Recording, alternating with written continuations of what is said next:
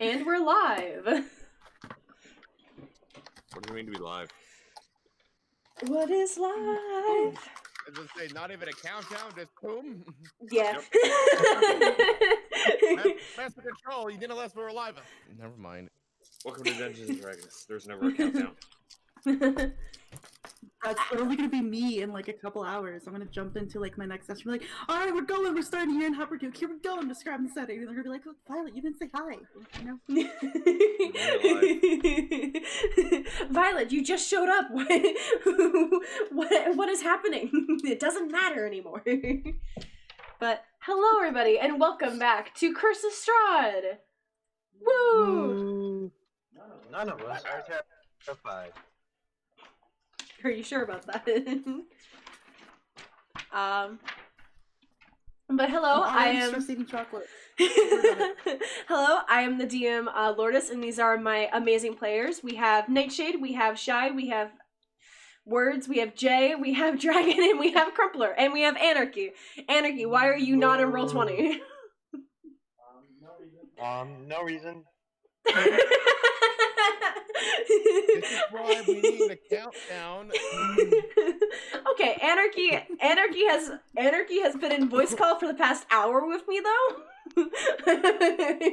Weird. Anarchy does not have an excuse. You know, and you live in the same household. He's within archery distance to be held for his own actions. You know, that is a good point. He is within Keyblade crusading distance, so like. Do it. I'm a phantom. I'm a fucking ghost. But where we last left off with the adventurers, they have recently just left the Abbey of St. Markovia. Abbey of St. Markovia. Yes. I'm having a lot of difficulty with English all of a sudden, and I don't know why. Smile. Just sign language the entire time. Yeah. Even... ¿Cómo está? But yeah, where we last left off. Literally to make the joke like you can American Sign Language, so then I'll translate into Spanish, and then we've got the languages down. But where we last left off, the party has just recently left the Abbey of St. Markovia and headed back to the village where they just took a long rest. At the Abbey of St. Markovia, they had just fought a large group of what were the Whites, not Dwights. This is not Dead by Daylight. Whites. I thought it was the office, not. I never felt White fighting a Dwight, but I'm pretty sure we're gonna fight one out of spite of the Dwight White and the Knight. Okay, I'm gonna. But yeah, so the party had just fought a large group of Whites, and had come out successfully. A whole different story if it was a group of Dwights from the office. Good point. But essentially after the fight, they ended up wanting to explore the cemetery where Gundren, Eirik, and Esmeralda had actually gone down to the cemetery, where Gundren noticed that there was Gundren noticed that for some reason one of the graves had flowers blooming out of it, which in Barovia doesn't happen. So they found it very strange, and he started digging up the grave before realizing that on top of on the grave there was a sun symbol that actually matched his symbol. Upon putting his sun symbol on this indentation in the gravestone, a ray of sunshine actually peeked through the clouds and shined upon him and the gravestone, where the gravestone cracked and shattered in half, as inside of the gravestone was a ring, which the party has now identified it was the ring of regeneration, right? Yes. Yep. All right. The ring of generation, it requires attunement, and yeah, we went off on a whole nerd thing in character. But during that's what a wizard does. Good point. During this event, though, that's not the right map. Sorry, guys. During this event, though, we cut back to the other half of the party. More specifically, Melva, who was going to talk to the guards who were at the guard posts just outside of the abbey. She spoke with one of them, and they seemed relatively pleasant. But when she spoke to the other one and informed her that the abbot was dead, she was very what's the word? Insane. Yeah. This person was a little crazy. Malva did not like her withholding information and took matters into her own hand, which the party did not fully agree with. So the party technically split off for the night. Malva did return though to the house, and she does get a full long rest because I do not want to be that mean. But we come back to it is now morning for you guys. Oh joy. What you guys doing? Oh, this is Working on my glider. alright. Alright. Do you want to make both checks for me right now, or do you just want to make one? Sure, I'll make both. Okay. So go ahead and make the first one. 18 plus, I think 1. 18 plus 1, so 19? Yep. Alright, so you go up to the top of the roof. It's a very beautiful morning if you cared, which I assume you don't. I don't. Yeah, so it would be a very beautiful morning to anyone else. There's a nice, there's actually, the fog actually looks rather pretty from up here. It's less, terrifying than usual. But you don't care. As you're fixing this, and you realize one mistake that you've made is there's a hole in the actual flap of the fabric. So you end up stitching it up, and you jump off the roof, and you actually glide for a good 10 feet before you hit the ground. Fuck. If you want to make a second check, you can. God, I love this die. That's a 19 for a 20. All right. Three. You do the same thing, and it seems like you might have it down. Really, all that you might really need now is just the wind to kind of carry you. Okay. The gliders don't need wings. I just need to fall. Okay, but if you're going to okay, but depending on when you use this, you might need wind for it, you know. But yeah, so that's how you kind of spend your early morning. How about everyone else? Also, I believe I have to make a check. Oh yeah. We'll need you when you first wake up to give me a Constitution saving throw. The DC is 16. Well, it's cool that I roll a 15. You know, it's real fucking cool. As a total? Yeah, 15 on a total. Okay. Roll me a D4.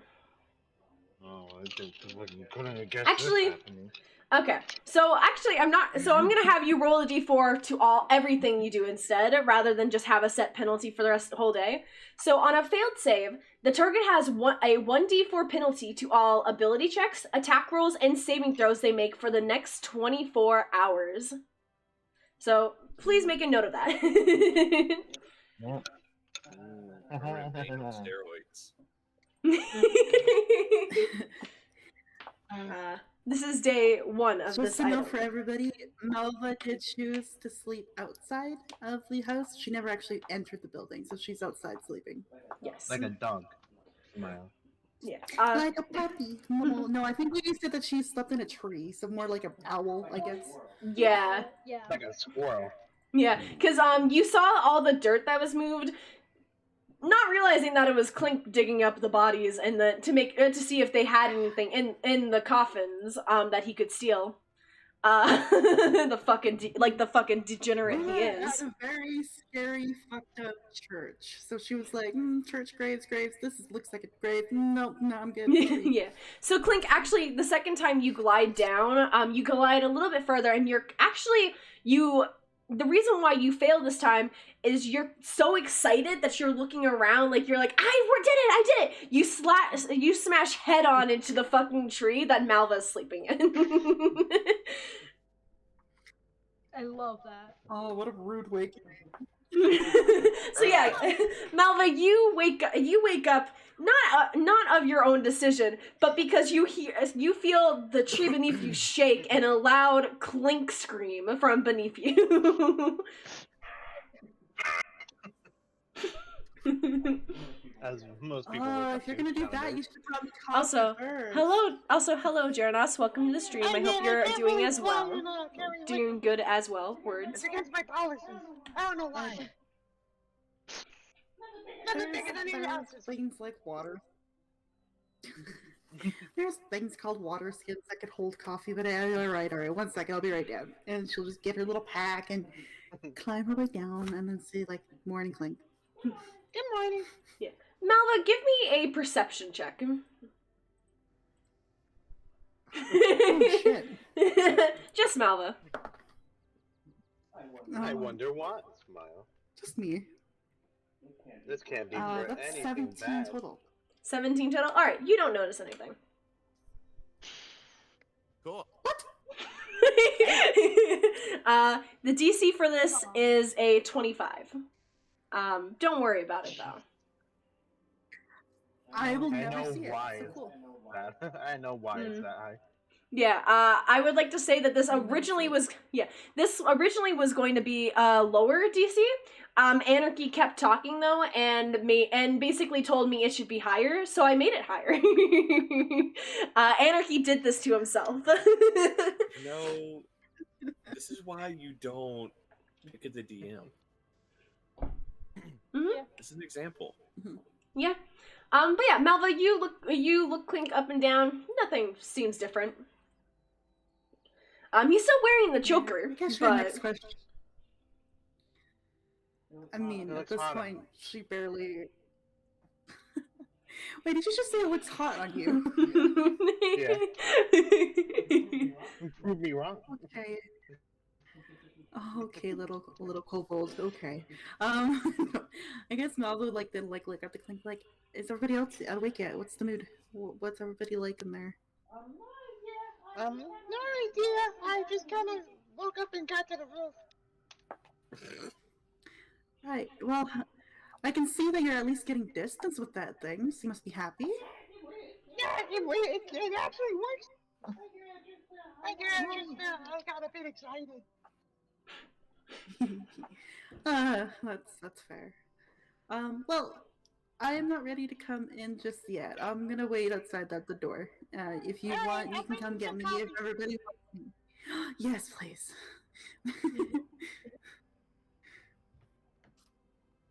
Yeah, she'll just go sit by the front door. She's gonna wait for like an invite in because she just doesn't want to like be the big dark broody like the whole thing in the room yet. I just want to point out, Rumpler, I love the aesthetic of the staff holding. Oh yeah. I forgot my bud word. Love that. I finally You're found a way I watching can your camera. It's like, because I didn't want to be like this the entire time. It's like, no, let people see why I spent $150 on an LED emitting staff. Oh, I should start writing with my dragon pencil. Cool. Looks at my dragon pencil now. looks at my $60 keyblade next to me. Look at all I us. have to It's create just one. We are adults. together. Look at us I nerds. do super cool things and I have to create some. I don't even have a camera, I think you have me. Grab her. I also have popcorn. Get her! As we're like wielding like our expensive nerd weaponry. This is what we get for buying this instead of food. Oh my god, could you imagine if all of our characters did this, like, in, like, the story where they all woke up and like, you have food, give me! Anastasia would be the one to make everyone food because she's the mom. Because she's a That mom. is a good point. I think it'd be really interesting, a campaign to make food really hard to find. Maybe it could make use And of. that's how we turn cannibals. Like, food in Greece,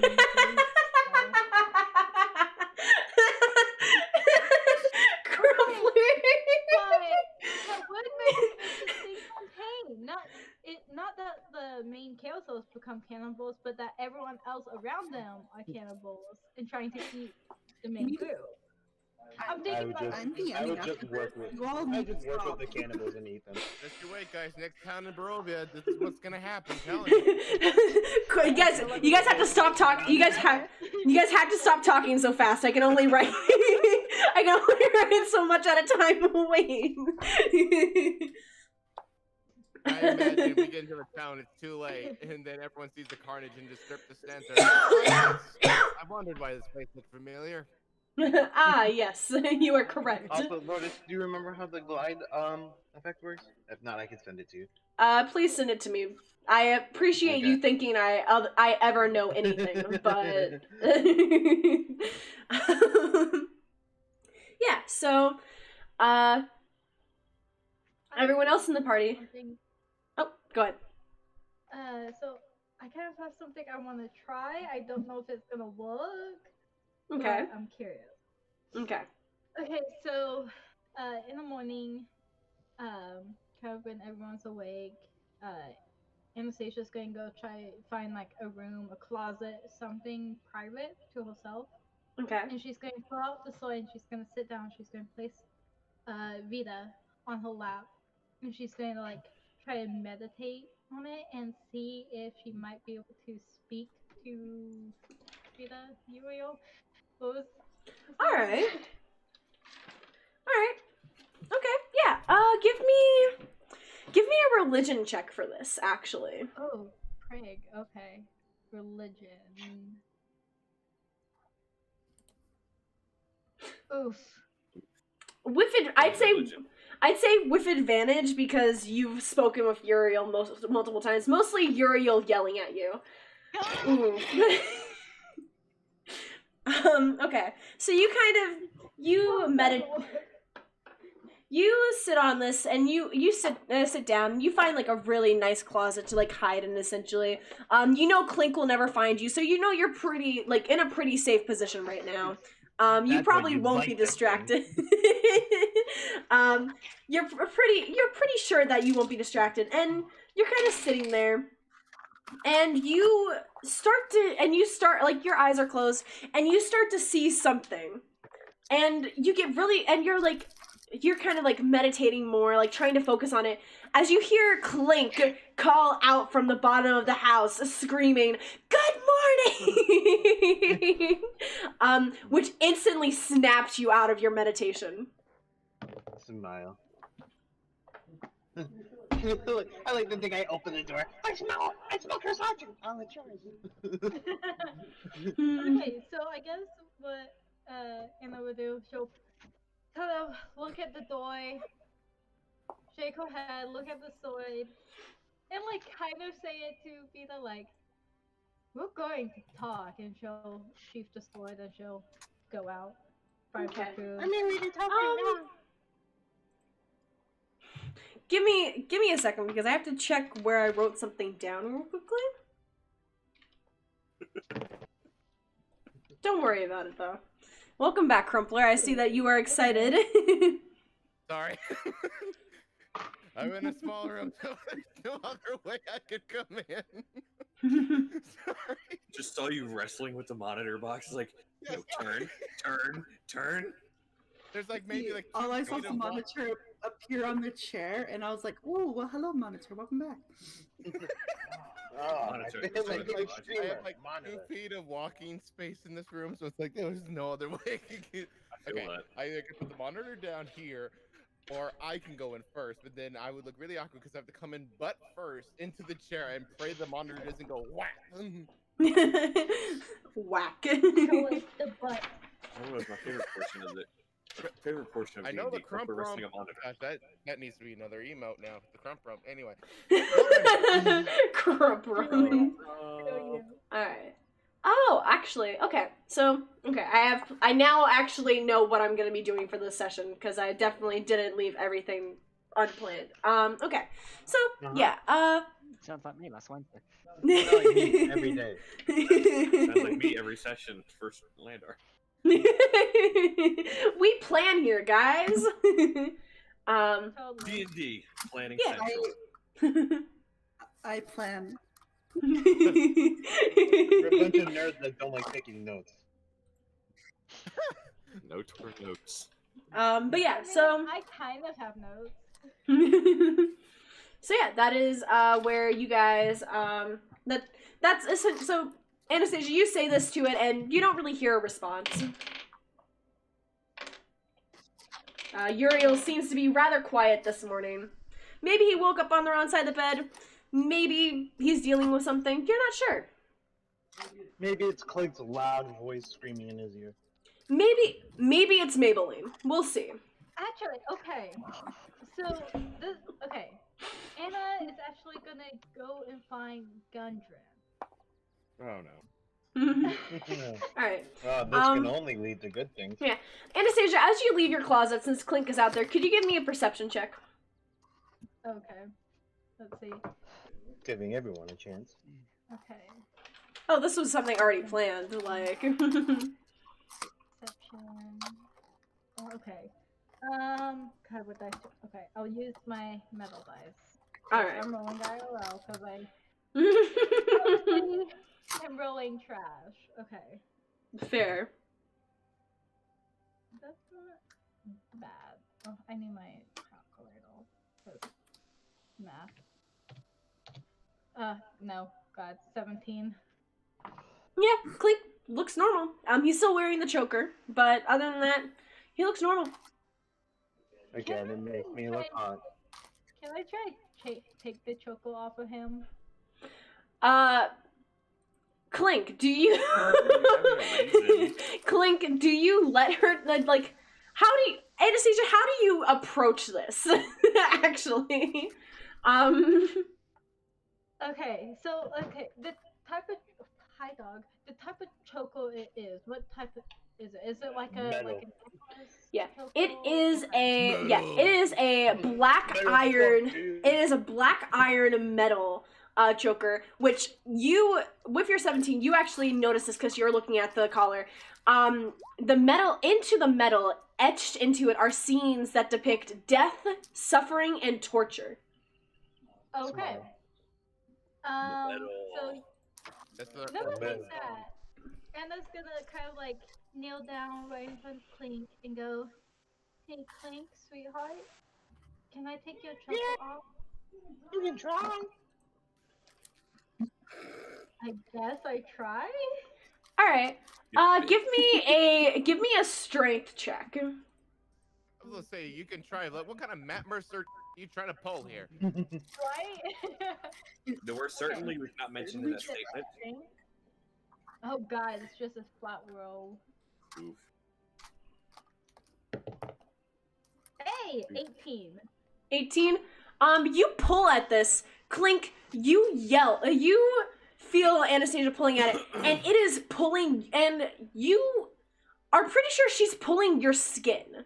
Like this, she's not touching the collar. She is literally pulling your neck apart, is what you feel like right now. Anastasia, you're yeah. Yeah, Anastasia, you're pulling the collar. Anastasia, you are pulling the collar. Clink doesn't feel the collar being pulled. He feels his skin being pulled. Anastasia, you're pulling this collar, and it's not moving. As you hear in your head, as you're touching this collar, a deep, gravelly voice go, "Leave it alone." I let go. Thank you. I do not have voice mod activated right now. Just whenever there's moments I hear a deep voice, I'm like, I have that. Smile. I slowly that's let hot. go, That's hot. and I look at him. I go, "Did you know that that color is probably close?" Oh yeah.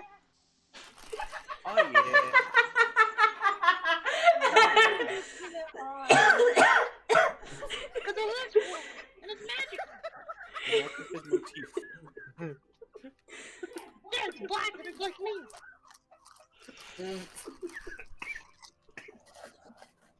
Wait, It matches his whole you aesthetic. know what? Never mind.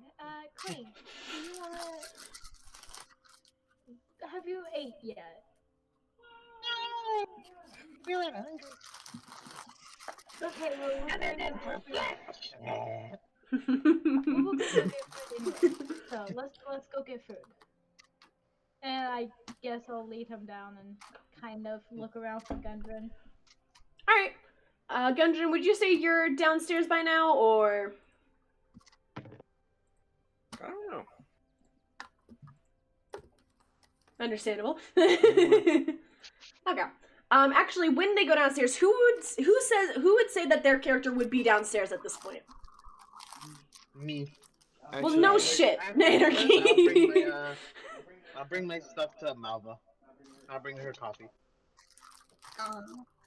Okay. No, nods appreciatively. I'm gonna. Clink Like, down. cheers, friend. All right. So Derp, you're downstairs. Eirik, would you be downstairs at this point or no? No, Eirik will have woken up early because of very bad nightmares, and will have spent time working on making more bullets, because I think, because I've not changed my materials enough. Originally, did I buy enough to, like, make about 40 bullets worth, I think, originally? Yes. Okay, I think I spent time making, like, 20? Yes. So I would say, if considering your nightmares, how early you would have woken up, I would say by now you've probably made like 15 more bullets. Okay, fine. I shall... And also remind me, were you just like staying like in an inn in this place? This is actually no, we are so. staying at, the Burgomaster's house, correct? Yes. So you guys are in the Burgomaster's house because Eirik's father was like Eirik's father. Essentially, he didn't tell you guys this, but he wants to be as close to his son as possible, considering that he thought he was dead. And the fact that he is now alive, he is absolutely thrilled. So he more so offered this to be like, hey, you guys don't have to pay to stay here. I'll make you guys food. It's fine. It's more so him being like, oh my god, my child is here and he's actually fucking alive. Please stay, please, please, please. Should I just drop something? So what I imagine Derp is what yeah, so what I imagine Derp is doing is because while he's prepping his spellbook and such, he usually goes through, he always has a lit pipe. Forgetting to ask if it was a non-smoking or smoking area, so I imagine he's just like finding someone's like, I'm sorry for the pipe smell in my room, so I'll pay for the cleaning. Fair. Derp, since you would be downstairs, you see Clink and Anastasia come downstairs. Give me a perception check. Gladly. I said he would be. Wait, what, Jay? I said he would be downstairs. Gundren? Yeah. 18. Alright, so go ahead and, Gundren, you also give me a perception check. Alright, Derp, you don't notice anything. Anastasia seems a little... One moment. She has kind of like a little bit of a worried look on her face. Clink looks like Clink. He's still wearing the choker that he put on yesterday that you... Yeah, he's still wearing the choker that you watched him put on yesterday. Make Derp uncomfortable. Just say that. Yeah. Clink walks into your vicinity and you are now uncomfortable. But yeah, Gundren, you as well. Perception check then. Looking at Curse of Strahd Dogs Yeah. chat. All right. Okay. I figured you'd be the one to actually see this, honestly. Considering your perception, I figured that would make sense. Yeah, So- Gundren and Anastasia, I think, have the highest, like, perceptions. As But, the- I believe it might actually be me and Gundren tied. Yeah. with- I've got +7, and I I think have Gundren got +8. I have Yeah. +8. Because I would hope that the druid and the cleric have higher wisdom scores. since they're wisdom-based spellcasters. I love money. All right, this so- money.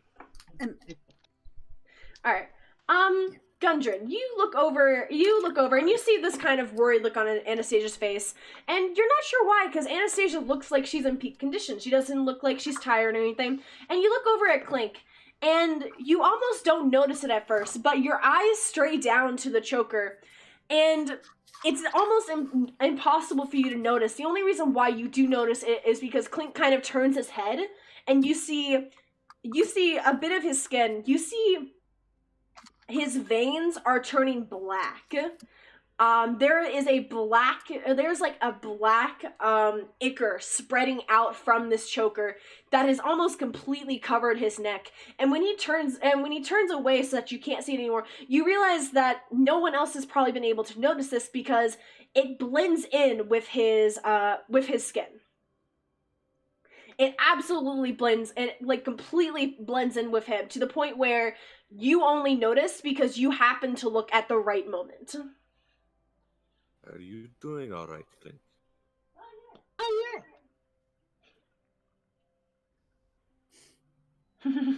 No feelings of weakness or imposing. You almost starting to sound like a therapist. So tell me about your mother. Tell me about your mom. I didn't know her.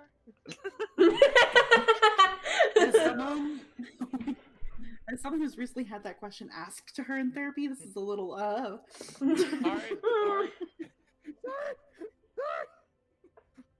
Tell me about your living situation with the choker. Oh, it's fine. It's a bit tight, but I can deal with it.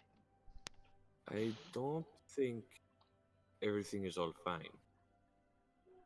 I feel fine. You may feel fine, but He's lying. yeah. Yeah. I was gonna say insight check. Okay. But If you- I see the black veins. It's Yeah. To be fair, that's not fine. yeah, you could honestly, I'd say give me a insight check. Gundren with advantage, Clink with disadvantage. And I have a D4 to that roll. Yeah. So Woo! woo. I love my character. You did this to your character. I told him. know. I literally, when he picked this up and said that he put it on, I physically like stopped and looked at my camera. and was like, "Are you sure you want to do that? Are you positive?" Okay. That was the worst that could happen. I got a 7 because I got a 9 plus 1 minus 3. Okay. Gundren, Clink is lying through his fucking teeth. Like. Also, before that, I got a 19, which is fucking cool, but I guess I don't return.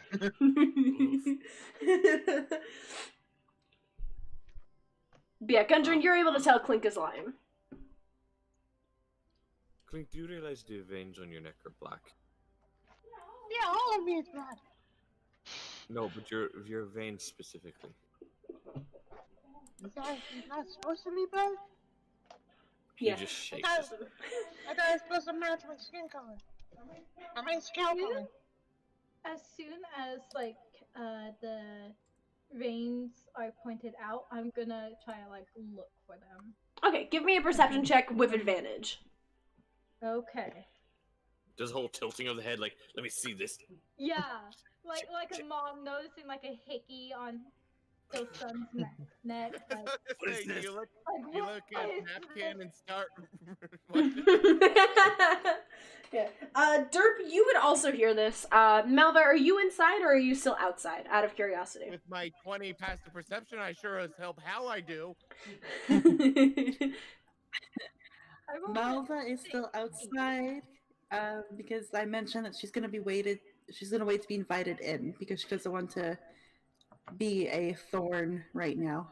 Okay, so I would say Malva, as you're kind of sitting outside, and you see Irik's father, the burgomaster, kind of come out, and he's holding like a bucket of water, and he looks to you and goes, "Oh, are you okay?" Mentally? No. Lots of um no, she'd be composed and she'd be like, a lot of bad stuff happened. I guess we should tell you. I don't know if we told you last night, but the abbot is dead. He drops his bucket he's of not water. there anymore. Yeah, she kind of expected that. So she doesn't even flinch. She's the bearer of bad news today because she has to go in and confront about her shit. So she's like, yeah, he's dead. Why can't I ever remember his name? There is a creature there. I know that you probably know a lot about the Abbey and what's going on there and such, but and anything you don't know, I can fill in because I read through a lot of journals and papers while I was there. So if you want me to fill you in on everything, I can. But I left the place in charge of a creature named Cloven, but then one of the Bellevue, I'm assuming the Bellevue siblings or kids or whatever, they decided to become head, and we were forced out, and we are not allowed back, but you're probably allowed. No, it was just like monotone explains this all out, and I'm pretty sure he's probably like white in the face. Yeah. He goes, please tell me everything. As the burgermaster here, I feel like I should know. And he kind of, are you like sitting down on the steps, would you say? Yeah. She's probably like now like sat on the steps, her legs like sprawled out, with just having coffee. Okay, so he would sit down next to you on the steps then, and I assume you explained to him everything that happened. I was gonna say, do you want me to read you the 3 pages of notes I wrote on that? Or... for time's sake. You know, about like. Here's the quick rundown. A Lord Vesely von Holt basically pretended to come in and give him support and taught him a spell to make all these creatures. Turns out the fucking Lord was a bitch named Strahd instead, and really tricked him into all these things, and then they made a deal to help get Strahd out, and everything went to shit after that, and yeah. That's the very quick rundown of it. Okay. Malva, as you say that, you hear in your head, "Oh, Malva, that hurts."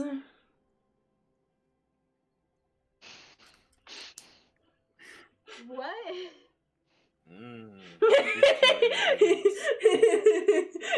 Insult your inner demons. When did Strahd become my inner demon? I had a very bad thought that I'm not going to voice.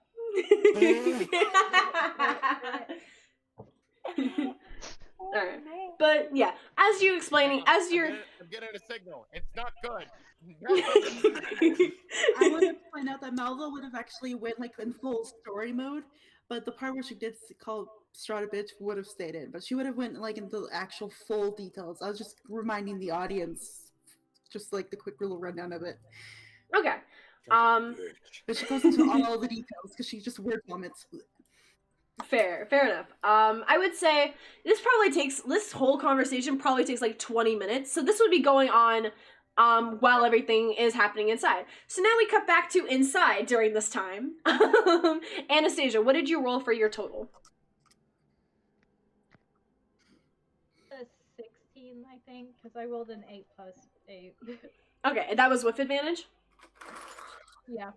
Okay, so you, you look over and you can't see these veins. You don't notice anything about Clink that's off. Okay. You know, besides the usual. You don't notice anything off about Clink other than the fact that he is in fact Clink. Clink. Which many people would say is off in the first place. Well, I mean... Kind of. So, okay, I guess, she'll look at Gundren after, like, looking at him and go, like, what do you mean? I can't, I don't see what you're talking about.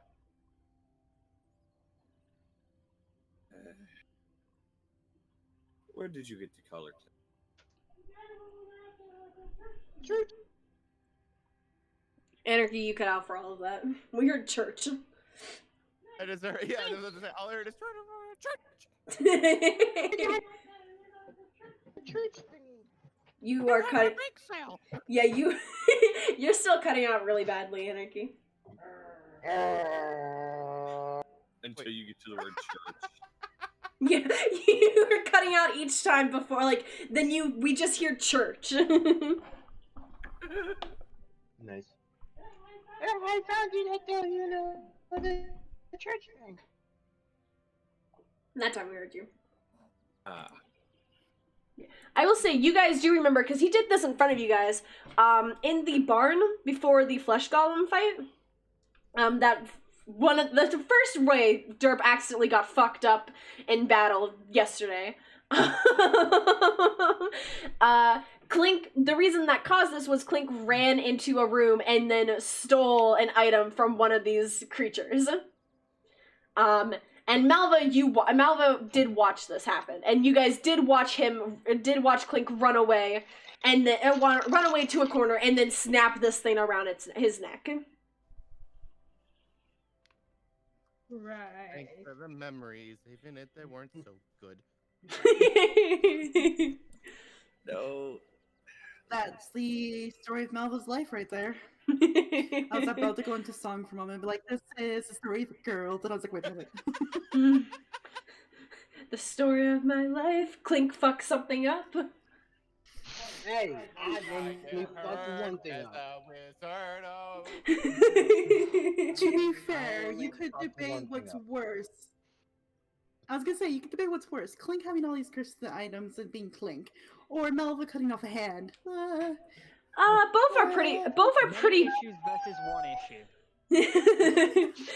Both of these things are pretty bad. I feel like they're bad on different levels, and they're really difficult to compare. Oh, and now Malva hears Strahd's voice in her head. It's Rictavio and Esmeralda would be down here as well. Like, would be coming down the stairs now, essentially. Yo! Ichao! Yeah. Ichao, thank you so much for the rate of 5! Kneels down and just starts looking it over. Welcome everybody to the Does stream. his I am hand Lotus on of the you, just Rings. kinda I am playing Dungeons and looking Dragons at right now. I'm actually DMing Curse of Strahd campaign with my amazing players. Forget that. Thank you so much, Ichao. You guys should go check them out. How was your stream, dude? Fair. And welcome on in, Foxy. Welcome on in. Sorry, what was happening? He is going to look over. He's going to Oh, place his hand on you. Just kind of look at the different aspects. Okay.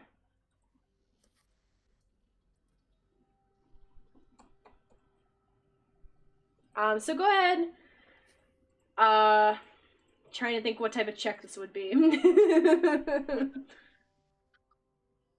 Yeah, perception. Medicine or Arcana? Actually, yeah, medicine. Go with medicine. Medicine. You're a cleric. I feel like you should be good at Do I medicine. wanna roll medicine? I'm not good at this. It's only a +5. League tilted me. DS3 was fun. No, that's good. That's good. That's good. I'm glad that DS3 was fun. I'm That's sorry 19 that on League the tilted die. you. 24. D&D is great. You're welcome. 24. All right. Thank you. What are you looking for, like, in particular, out of curiosity? Like, are you, like, looking for anything in particular? Are you looking for, like, signs of a disease? Like... Yes, disease and looking for signs of disease and poison caused by the collar, because it's clearly it's coming from that, since it's starting there at the neck where the collar is. Okay. So he's trying to see like what is causing the veins. Okay. That. So even if you had rolled low, essentially you can tell this is being caused by the choker. You are looking him over and you find the veins. It's very hard for you to find them again, especially because his scales match the color. As you kind of are looking down, as you kind of look through look at the veins and trace them back, they are coming from the spot where the choker is, and you start to move the choker to get a closer look to see, because you're thinking to yourself, there's a slight possibility, what if this isn't from the choker? What if this is from, like, something else that happened to Clink and we just didn't realize? It's completely understandable One of the considering... many cursed items. Yeah, what if it could be something else? Derp did say that Clink lit up like a Christmas tree of curses. Essentially, you pull at the choker, it doesn't move, but Clink pulls with it. And Clink, you feel him pull at it, and it feels like he's ripping your skin off. So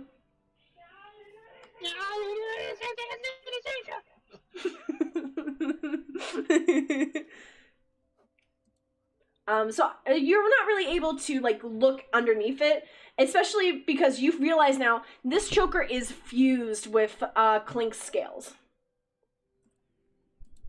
And you kind of, you can... connecting pieces for it.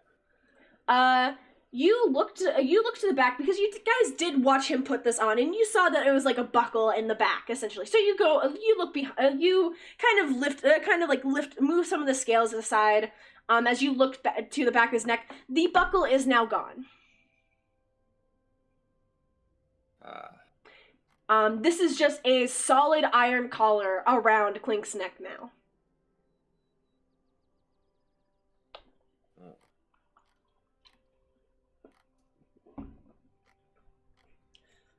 I'm playing Foxy. You know, fair enough.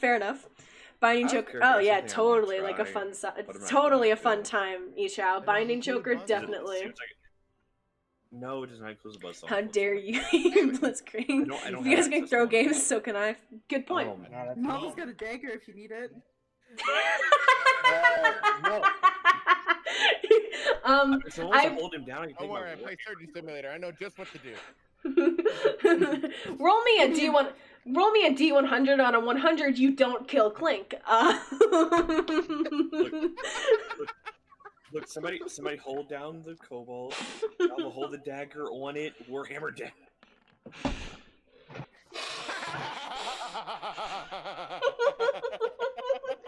Okay, I'm just gonna. The gods are smiling upon me upon this day. Anyway. Also, for you guys to know, this is the current party. Is because I realized I didn't have the command going. I had rolled yes, 75, I was. So you know. Oh, okay. I didn't know if it was chat. Chat. I forgot to do something. Okay. But yeah, so Gundren, that's essentially what you're able to. Hear the voice at Do you try to take the collar off of Clink?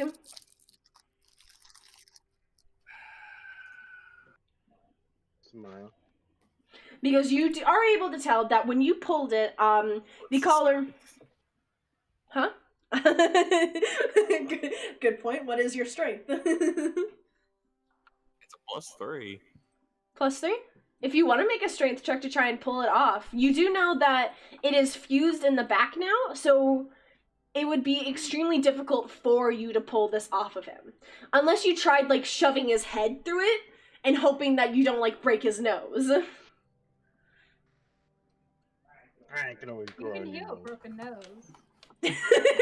You can, in fact, heal a broken nose. Gundren, would you like to break Clink's nose to make it easier? Clink, bear with me. This is going to hurt slightly. Wait, what? Okay, I'll like try to keep Clink distracted as Dungeon does this. Like, I'll try to, like, I don't know, like, hold Wait, his hand. where's the anesthetic? I'm afraid there's been some budget cuts to Barovian healthcare. Just not fucking. Lie down on this piece of wood and try not to scream. Hold on, before we start, like, Okay. I don't know, like, if this would even be possible, but I do have frostbite that could, like, maybe help numb the skin a little bit. Or would that just give him frostbite? That would just give him frostbite. I was gonna say, if you want to try it, you can. You probably should ask the cleric before you do it. We could always kill him and remove it and revive him. Do any of you guys have diamonds? Yes. Oh, okay.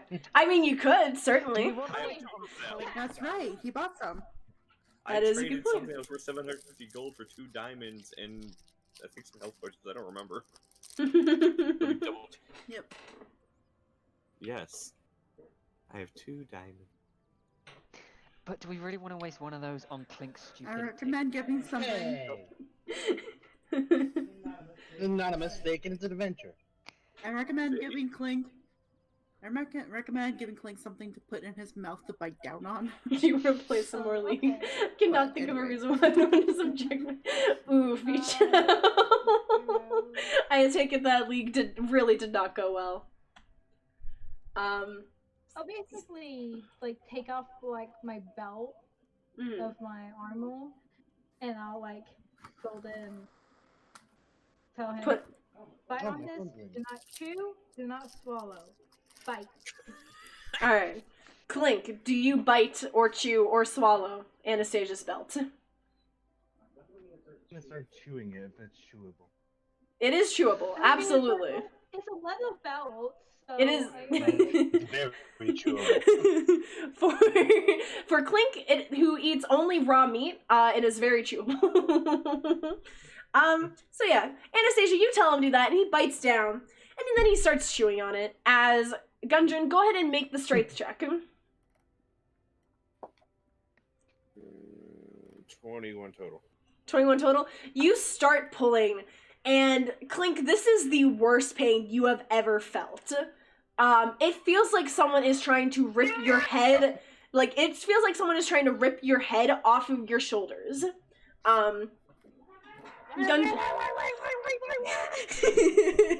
This is all muffled through the belt that you have in your mouth. Gundren, you're pulling at it, and it's not budging, as you hear in your head, keep doing this, and it will kill him. In the same deep voice that, Anastasia heard. There is a bit of sentience to this. Okay. 2 hours, we lost every game. Would this noise be Oof, loud I'm enough to so reach, sorry. Like, Irik's room? Yes, everyone who is outside or not there, you guys hear Clink, muffled Clink screams coming from inside. At this point, Irik will sort of, not quite stumble down the stairs, but sort of come in after assuming just about making. I like, am so finishing sorry, all the, Chow. like, I'm so pepper sorry box for bullets, that. I'm assuming. Yes. I'm just pitching the fair Barovians just are outside. Ah, it's Monday again. God damn it, there's more screaming coming from the Burgermaster's house. God damn it. But yeah, he just sort of walks down into the kitchen looking fucking exhausted and just, what the fuck are you doing? Yeah.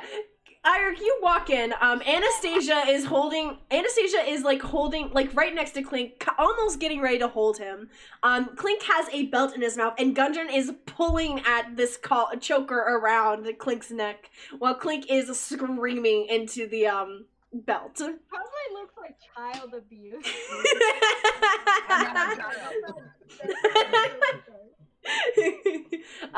Question, Malva, I know as soon as the Burgermaster hears, Irik's father hears this, he definitely immediately runs inside.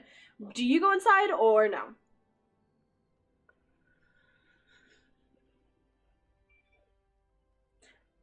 Okay. Welcome back. Dragon? Hi, I lost internet because my little brother's home from school, so apparently he needs to talk to his friends right now, so I'm on hotspot. That's all. Oh, okay. The Burgermaster does go in as he hears the screaming. Do you go inside or no? I was gonna say, like, depending on where we left off with the story, she would have been like, look at I know it sounds alarming, it's scary, but for this group, it's nothing new. I have some more to tell you. Thank you. Give me a Don't worry. give me a persuasion check. Oh boy. Like witnessing a person getting tortured to take the tilt away. Fair. Tilts only hard enough it tips over to the right side. That's Yeah. a natural 20 for 24. All right.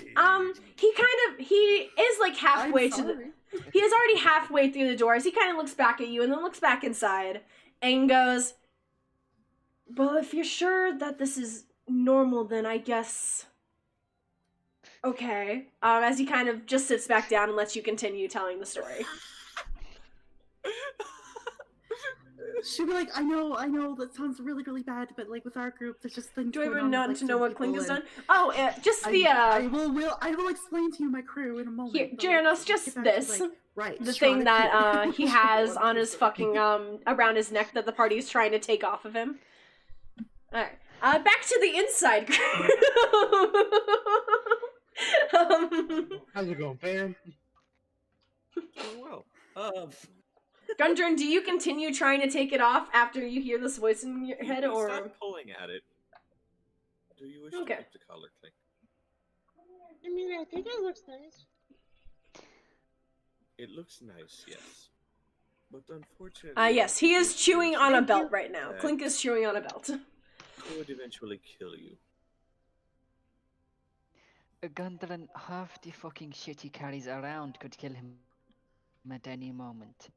This one's creating black veins running along his neck. None of his other Fucking items wonderful. are doing it yet. Okay, can I look for the black veins like one last time? Okay, yeah, go ahead. Perception check with advantage again. Okay. Yeah. Come on. If you Would I could, also be able to try and have a look, because like yes. he's now. Unless unless Gundren or Anastasia, or unless Gundren would point it out to you, it would just be a flat perception He check for you. would. Okay, so you guys both have advantage as you're kind of looking over Clink. 21. 21. You 26. 26. All right, Anastasia, you still are not able to see it. Eric, it is kind of the same thing where you only notice because Clink turns his head to kind of like move for Anastasia to look at something else. As you notice these black veins, like his veins are turning black. Fucking wonderful. Anastasia, you're still not able to find the veins. I give up. Oh, dearie me. Yeah. Also, welcome back, Jeranos. Do you have anywhere else you could probably attach it to, like a bag or something, Clink? That way you at least still have this nice looking collar around. Just If not... I can take it off, then yeah. Then I will remove it. That way you have somewhere you can hook it somewhere else that's not around your person. And he will grab hold of Okay. he'll grab hold of the collar. Just the collar, not Clink. Okay, just the collar. Can't remove curse means that's impossible. And cast remove curse. Alright. Okay. I will read the description of remove curse real quick. If you at your touch, all curse affecting one creature or object end. If the object is a cursed magic item, its curse remains, but the spell breaks its owner's attunement to the object, so it can be removed or discarded. Okay. Thank you for not grabbing me. Yep. Okay. That's As a a good. player knows, there's a lot of curses and things going on there. There's a lot of things happening to Clink. There's stuff there. Yeah. So, Clink, you've been having a very difficult time breathing with this choker. You didn't want to say, but it has been extremely difficult for you to breathe. You actually, last night, instead of your normal dreams, like your normal dream that you always had, you had a nightmare.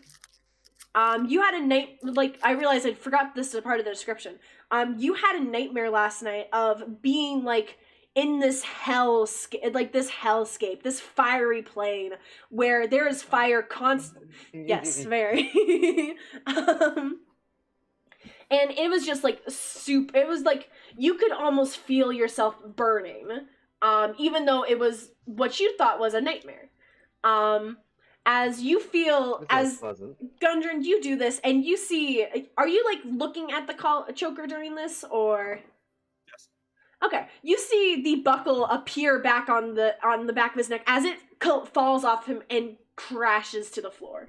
And Clink, you are now fully capable of breathing. You do still suffer the 1d4 penalty because it is for the next 24 hours.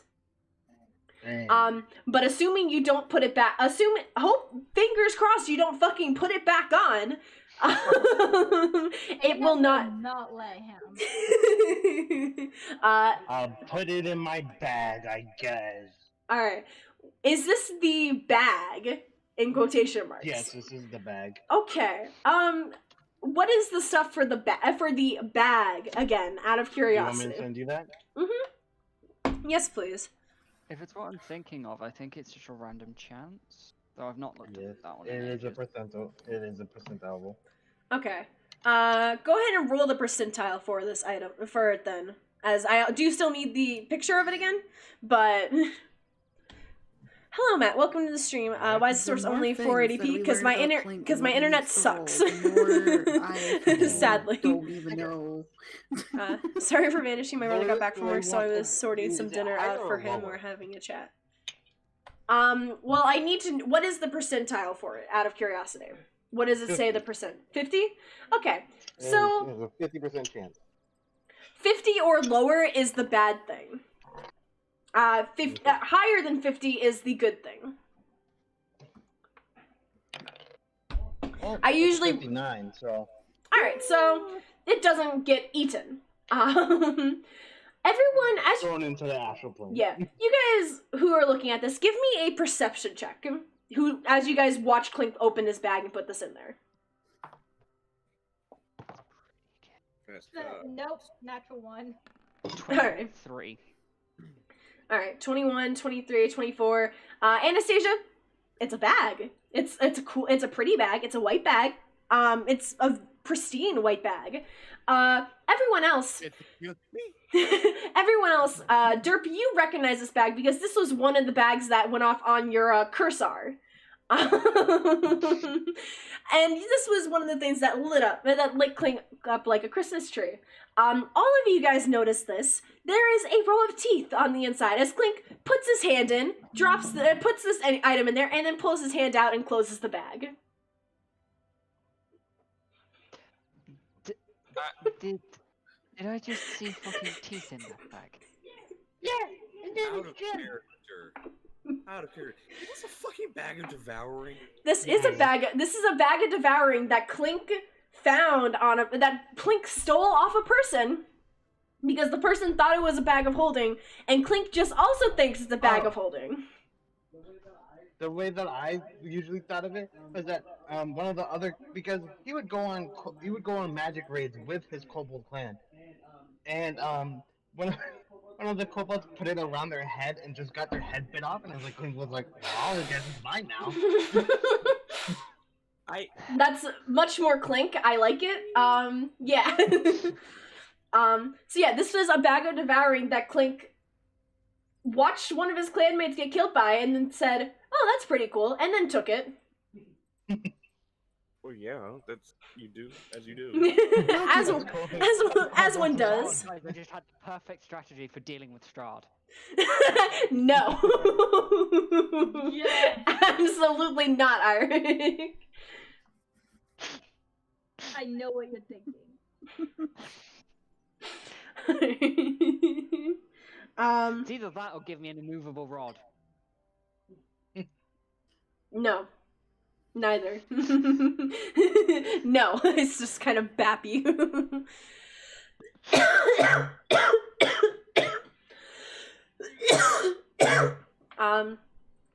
Yeah, the choker is now off of Clink. You guys have now been left with the knowledge that whatever slowly kill me. Yeah. For those of you guys who don't know, this binding choker has the amazing thing, bound for eternity. If the collar remains on through the course of the 6 days, the target's body will be completely covered in black, inky darkness, where they will fall into a trance-like state. While in this trance, they are incapacitated and will be able to meet face-to-face with the being associated with the collar. The target will then be forced into eternal servitude by the demon, unable to reject their commands. The only other Some demons keep these people as pets, servants, or beings for them to torture for all eternity. While their consciousness is bound in the abyss, the target's body will act as according to the demonic master. The body will manifest demonic marks on their bodies as their forms and minds become more and more twisted. Their creature type becomes fiend. The caller then vanishes inextricably, turning up elsewhere for another victim to find. The only way for others to determine the location of the caller is through a wish spell or any other means determined by your DM. So essentially, if he had kept this caller on for 6 days, Clink would have been dead. Anarchy would have had to bring in a new character. And you guys would not know that Clink, and unless you guys know, like, unless something happened that Clink acted, like, very oddly, you guys would not know for a little bit that Clink was dead.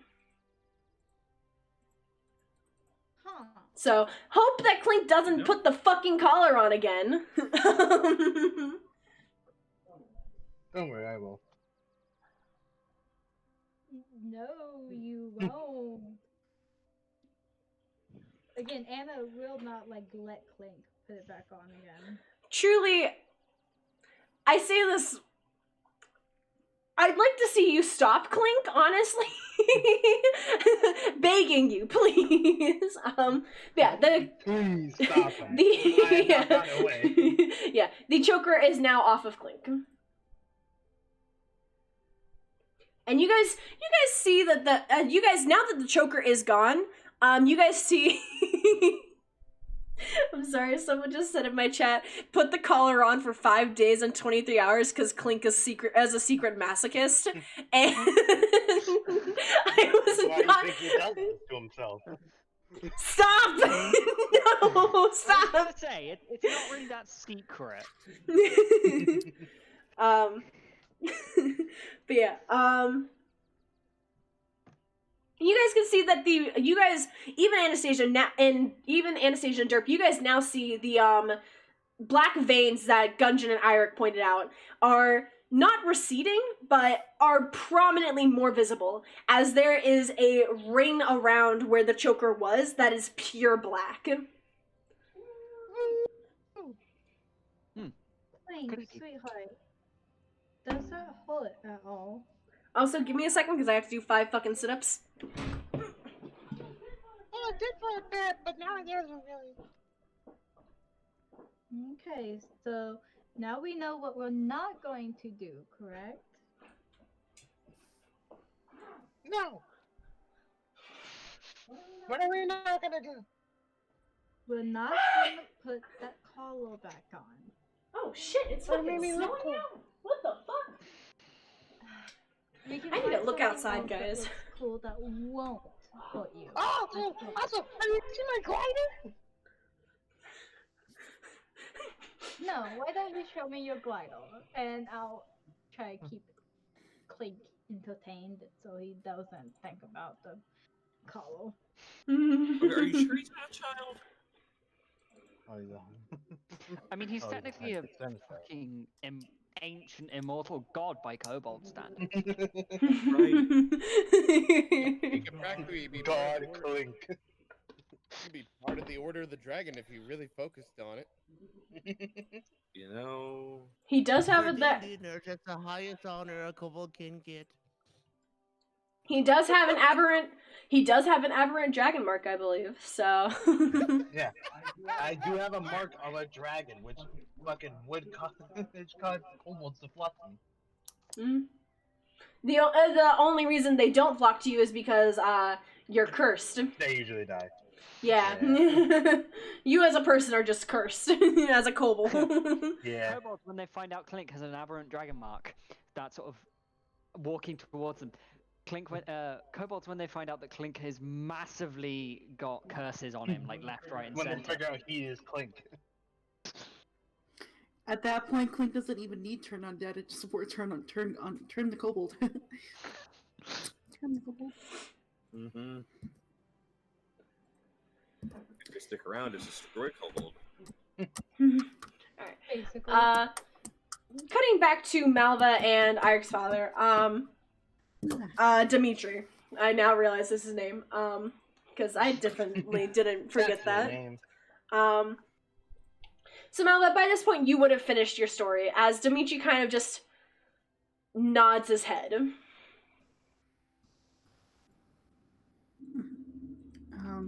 I think at the end of it, because I think she probably still painted like the Bellevue guards like as awful people because she's so cranky with them still, but would not go into the details of what she's done because it's literally the mayor, as I wrote in chat, so that would be stupid. But she would literally be like, I think at this point my only recommendation would be to just make sure they're not doing anything stupid up there, because I don't really trust the Bellevues at this point with how they brought all the creatures towards us and forced us out. I don't trust that. Okay, that's fair. Fair. That's what she would say to Dimitri. Yeah.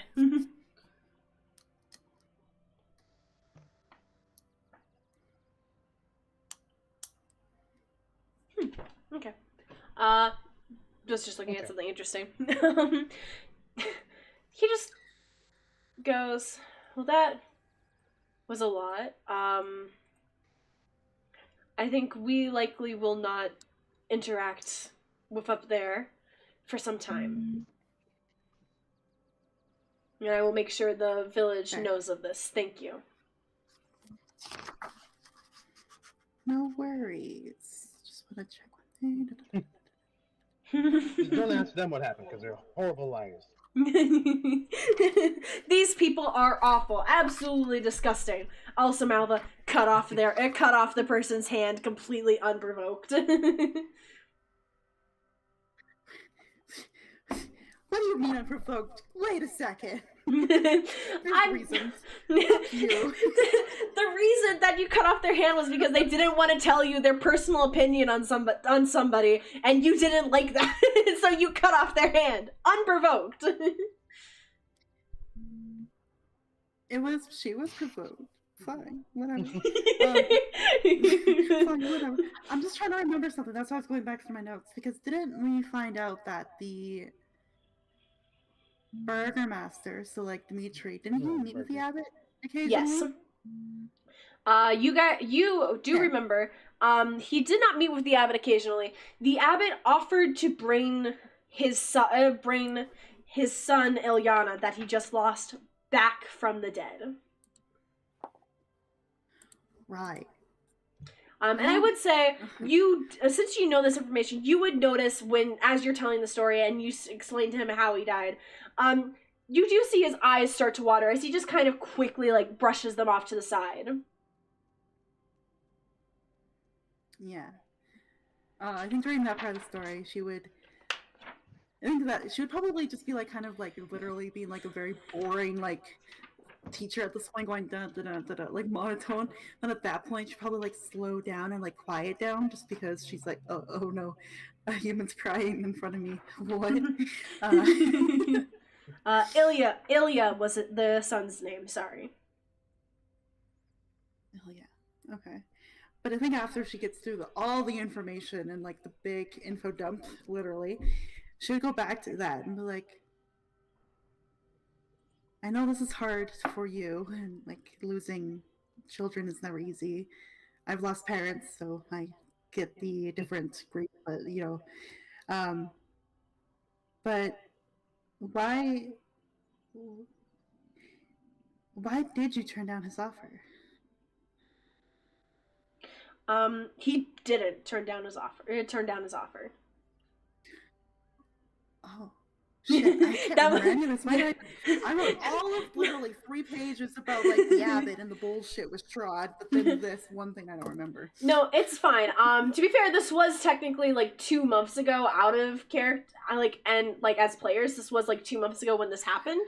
But essentially, Ilya, he did approach the abbot, and the abbot, since this was before you guys, since this was when you guys just arrived, the abbot kind of approached the burgomaster, and the burgomaster said yes.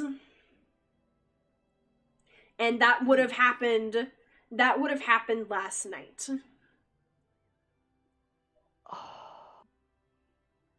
So the abbot So technically, yeah.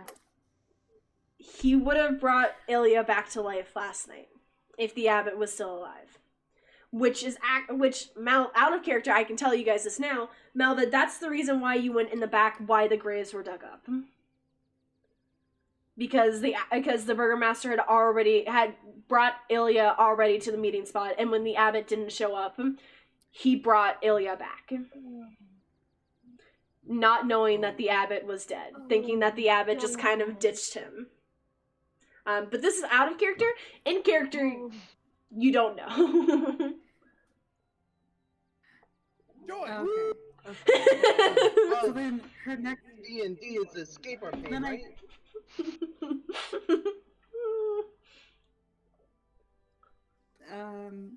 I guess because we know that the burgomaster and the abbot were gonna meet. Jeranos, yes.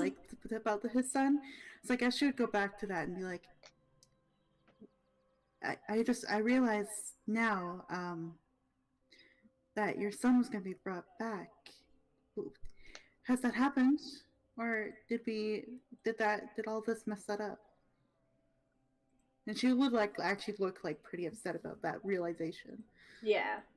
You see his face kind of go stoic, like stone, essentially. As he goes, I do not wish to talk about it. I wonder why. And you can hear his voice breaks as he says this.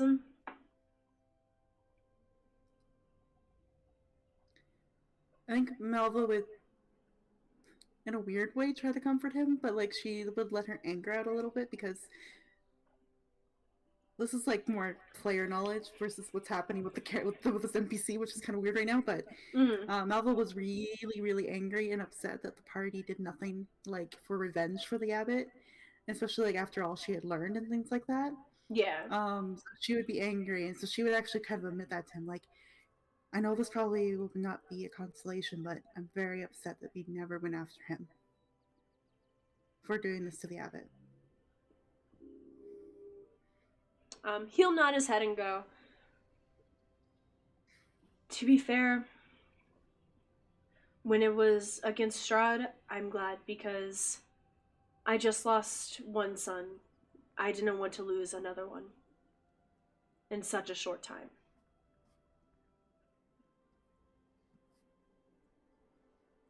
Oh, he's a player. I'm so sad. As a DM, I am trying not to cry, which I hate. Hey, Lord, if you pulled on one of my heartstrings too, I'm holding in this too. Woo! Guys, I've reached a new level of DMing when I make my players cry.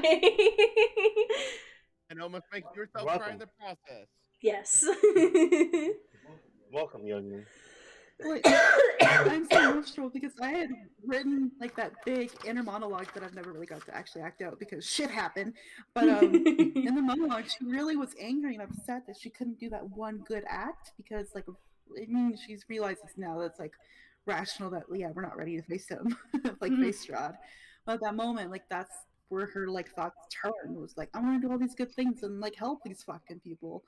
But then, as soon as she got outnumbered, she's like, well, I guess I can help them, and then went back into, her old self a little bit there. So now to hear, even another reason why, oh, we should have fucking did something. That's where I'm like, oh. But, he does kind of, he does pick up his bucket, which he has still not picked up since you first told him of this news, as he kind of picks up and goes, well, I have errands that I must run in the town, but I thank you, Malva, for telling me this. I'm sure that you and your party will likely be leaving soon, as I'm not sure if you have anything else you need to do here, but before you go, please have Eirik say goodbye.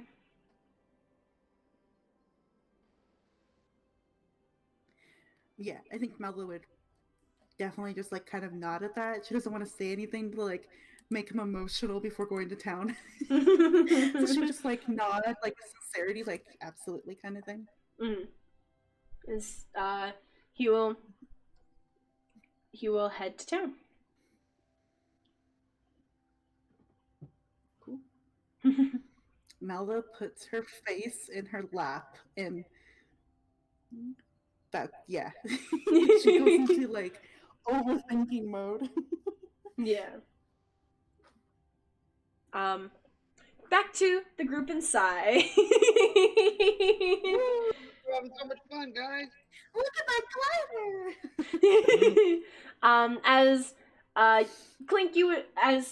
Clink, you start getting ready to like run outside to show everyone this. As Esmeralda, who's been sitting at the table this whole time, kind of speaks up and goes, "I hate to rain on this parade, but are we perchance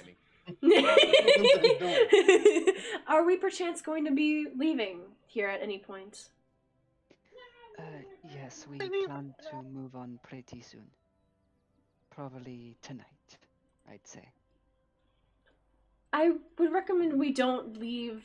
I would recommend we do not leave this village at evening, as That's there probably is a good plan, actually, yes.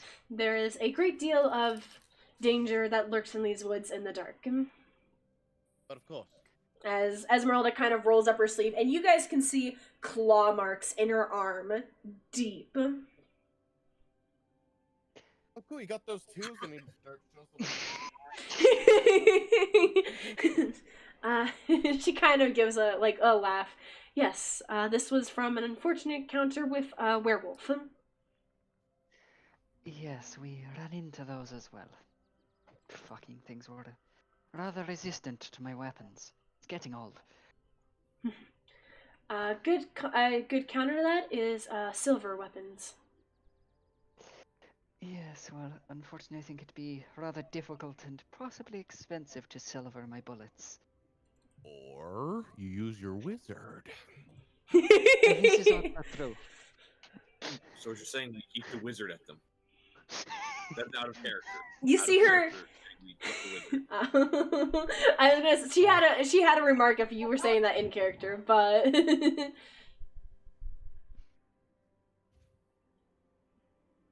I say, even though Clink did it out of the nicest of his heart, I kind of want that silver sword back. I know, not realizing that swords aren't really a problem to a wizard. All you have they to do still is are ask, for my me. friend. Nah, you won't. He wants it back, but he won't ask for it back. Yeah. When people fail to realize is that Clink has insane social anxiety. Alright.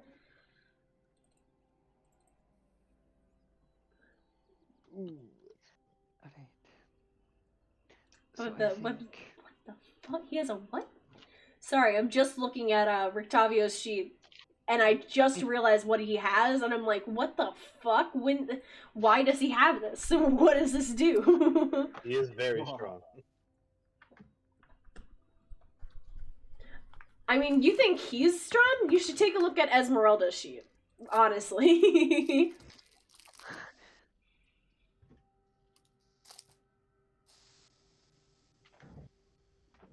Well, goddamn. All right, this is good to know. Okay. Yeah, they're misleading, aren't they? Because they're mainly spellcasters. Yeah. And Rictavio, both of them, yes. Oh,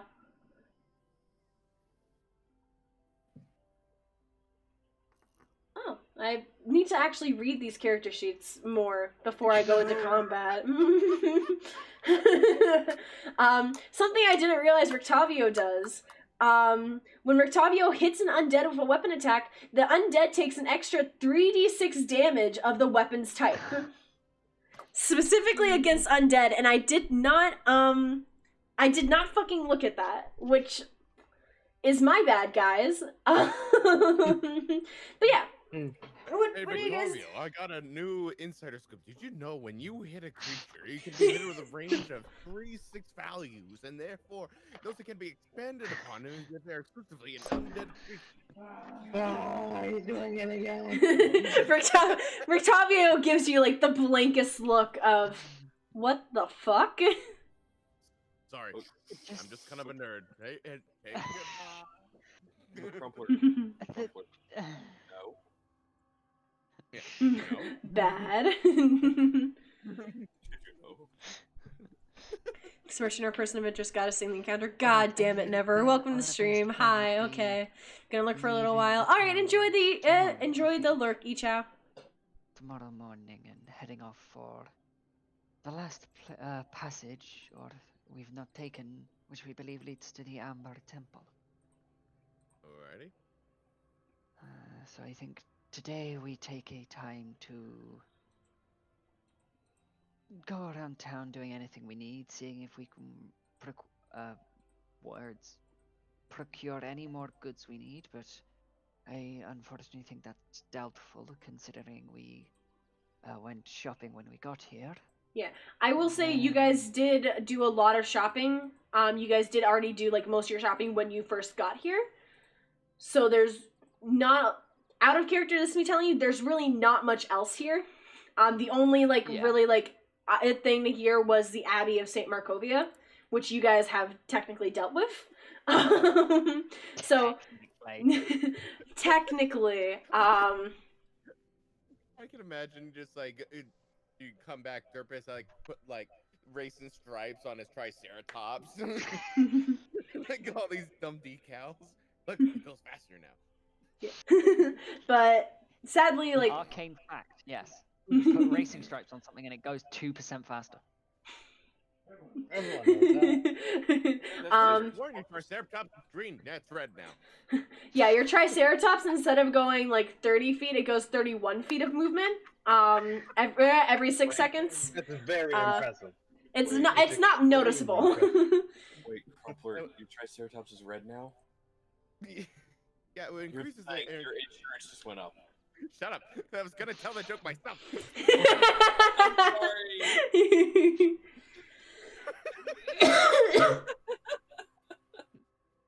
There's the moment you're just like, no, I'm telling this joke. No, and I couldn't get the words out in time. No, what am I going to say? But if anything, that's a Strahd move I can see. Is like, so you painted your Triceratops red. More taxes on the visit.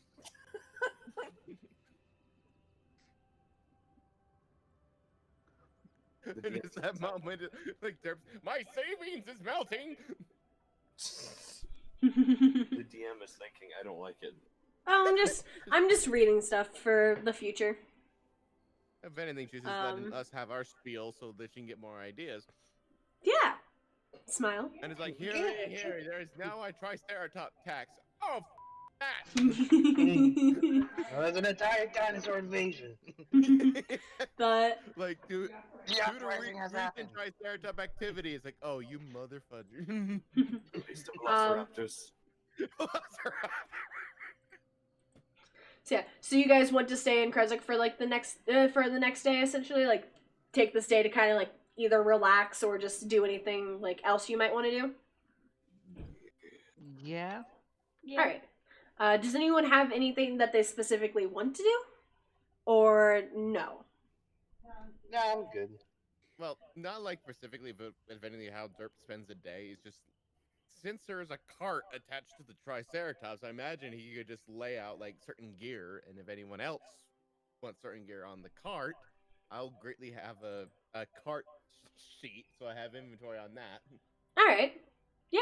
Well, if you do go shopping and you worry about carrying it, we have an alternative carrying, which I still find it funny. D&D Beyond says on my character sheet, I'm carrying the cart, so I'm hauling 548 pounds of equipment. It's like, don't include the wagon weight to my character's carry capacity. D&D Beyond. I will say, Derp, you're kind of like laying things out, and you see Esmeralda Esmeralda will come out at one point and start laying her things out, and you see she has a rapier, a hand axe, a silver short sword, six small vials, a giant red potion, three wooden stakes. As she kind of lays this out all out on the cart, all of it like covered in blood and like random stuff. And she kind of goes, yeah. I just kind of wanted to show this off. And she just starts putting it back in her bag. Esmeralda, you have a weird way of flirting with me, and I'm not turning it down. We know what Derp's into now. Let's see. Dirt pulls out a potion of flying, and along with a potion of healing, 1-inch cube, alchemist supplies, arrows, a bedroll, a book, a common clothes, a dagger, a glass eye, half-torn map of a castle, a mess kit, an iron pot, another potion of healing, and about 18 days of rations, 50-foot rotor rope, and a saddle that he has not fully attached to the Triceratops because shenanigans, saddlebag, a set of bone pipes, short bow, short sword, shovel, spellbook, staff, tinderbox, torch, and water skin. Nice. I like to travel. She would kind of look over your stuff and go, I'm surprised that you have all of this. Impressed, though. I love these things. God, as Pulls out his cursed items. Esmeralda looks I'm very at glad it. Eric has just sat in his room. Yeah, Esmeralda would kind of just look at it. Before just kind of going, those are interesting. I shall not touch any of them, but they look interesting. Smart choice. Okay, so Anna is actually going to find Gundren at some point before we leave. Alright. And ask him if I wanted to convene with an Also, angel. how are you doing today, Never? Hopefully you're having a good day. To do that, To be unspecific. yeah. Just a question for a friend. Do I wish to know?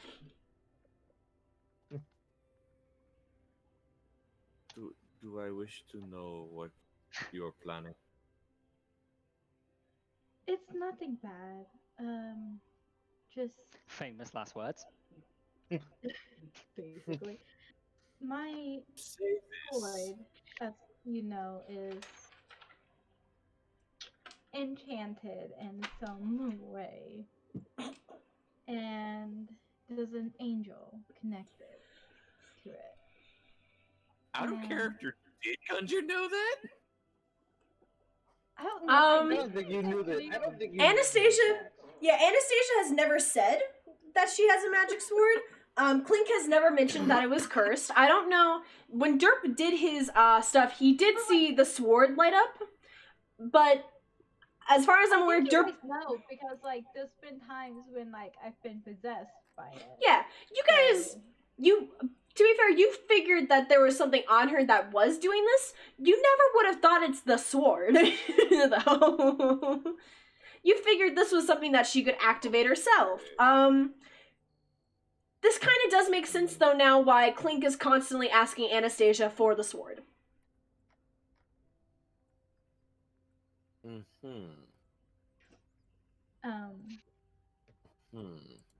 But there's an angel connected to my sword, and Finally asked me to be his girlfriend. Oh, that's awesome! Congrats, Never! Oh my god, that's amazing. That is absolutely amazing, Never. If it would work. But I want to see if it's possible for the angel to let me know how my family's doing outside of Barovia.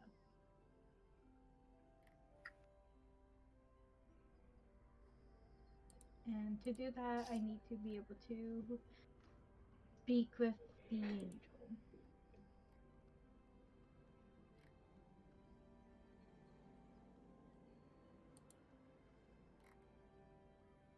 The honest contacting those on the contacting those of the celestial nature is rather tricky.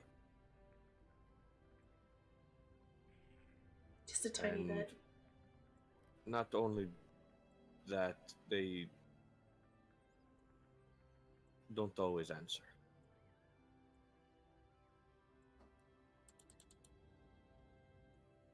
That's And understandable. if, from what I can tell of this land, I think that has an increased possibility of happening with them not answering. If I were to try though, how would I go about it? I've tried like meditation. However, that didn't seem to work. I don't know if that's my only choice though.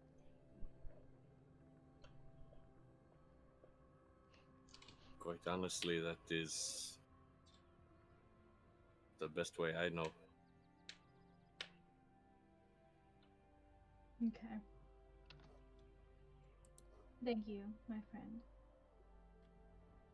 He nods.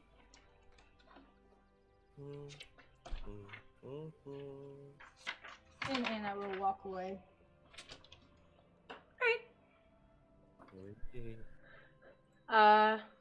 Dragon? Malva, yes, will literally sit on that front porch outside because she is terrified of confronting any one of you. What about me? No. So, Clink doesn't I count. mean, Clink, if you come out and I was gonna say no. If Clink comes out, she'll just put on like a face, basically, and because like she's still pretty upset about like that realization with the abbot and like her like Irik's father and all that kind of thing. So she'll just like perk up and like, oh hi Clink, you know, you're going to go on an adventure, are you? Kind of thing. And if he goes and wanders the town, she'll be like, have fun, be safe. Don't go down that street. It was a little fucked up last night. Yeah. That's all she'll do because she's literally too terrified to confront like the cleric, the fighter, the druid, all these people that are normally really good people. She's too scared to do it, so she will literally sit outside in the rain, fog, mist, whatever, and just sit out there. Yeah. All right. I would say after a bit, Rictavio would come up to you, Malva, and kind of sit down on the steps with you. Not really say anything, just kind of sit there. Do you say anything to him, or? I think after a while she'll like feel that awkwardness that's very like, damn it, he's not just sitting here for like 3 seconds. Fuck. Kind of thing inside her head. And then she'll just kind of be like, I can't face them. And she won't even look at him. She'll just like look down at the ground like, I can't face them after that. Why not?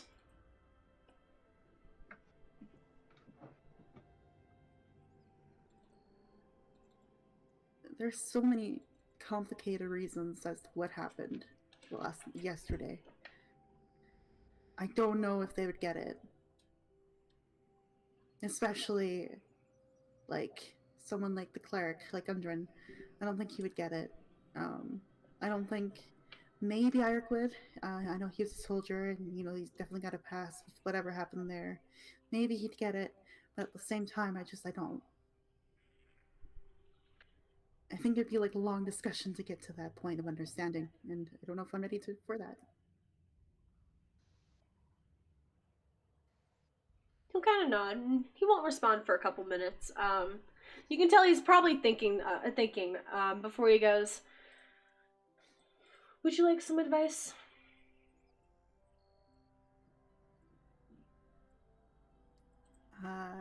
If you're pouring the tea, I'll take it. I like that. I like that phrase. That's That's a really interesting one. I quite like that. Yeah. As he goes, tell your party.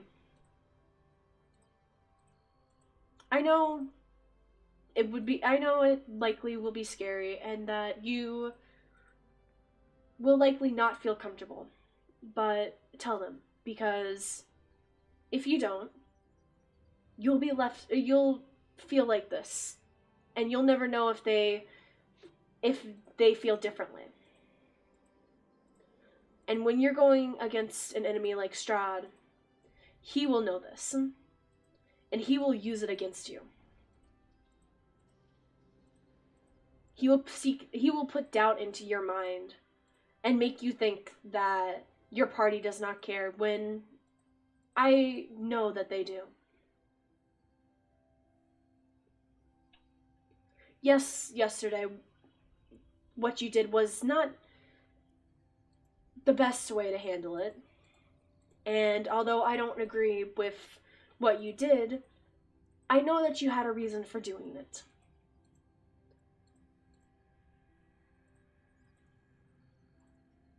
And I know that the party knows that as well. But even even if you don't want to tell them about this, don't treat them like don't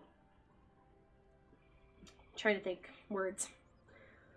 Even if you don't want to tell them, and none of them would force you to tell them, I'm sure. Even if you don't want to tell them, don't make it awkward. If you feel like if you feel like it was right for you to do that, and you feel like your reasons are justifiable enough, then don't try to pretend that you feel sorry, or try to convince the party that you're okay, that you regret your decision. Because if you don't, then you should not have to own up for something that you don't regret. And if the party truly wants you by their side, they won't force you to tell them. Nor will they force you to change. They may ask for you to change, and they may suggest that you tell them, or they may ask for you to tell them and suggest you change, but in the end, it's your decision. And no one else should force you to make that.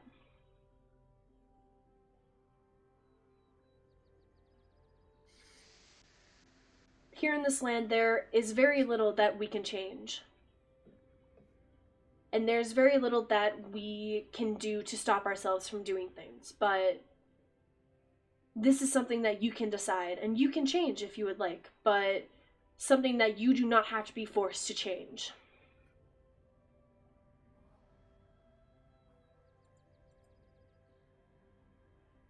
The one thing that you said that kind of resonates a bit is that he can get into your head.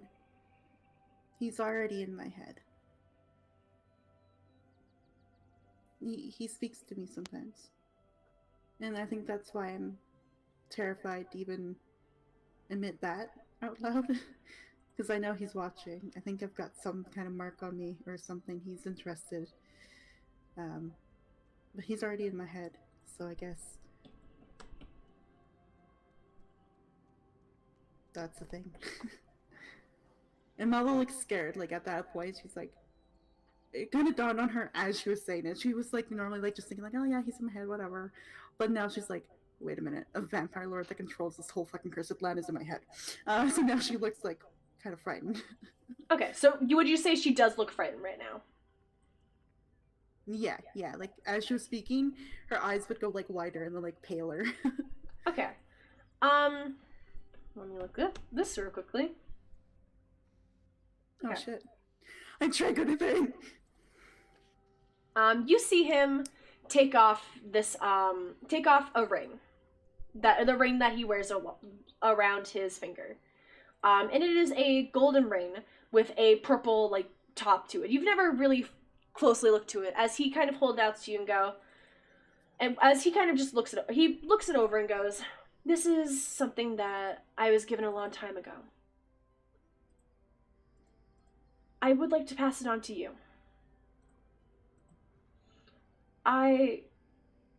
As you and your party are aware of who I am, and he kind of says this quietly, I do not feel fear about Strahd. But you do. So I think this would be more beneficial to you than it is to me, for I fear not. And he offers it out to you.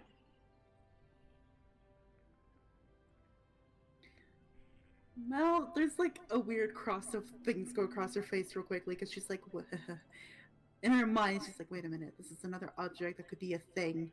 And I don't know if it's a good thing or not, because we've had many things that are not good. And she has like a moment of like, huh? And then she'll just look up to him and be like, please tell me he does something good. He kind of laughs a bit. It does.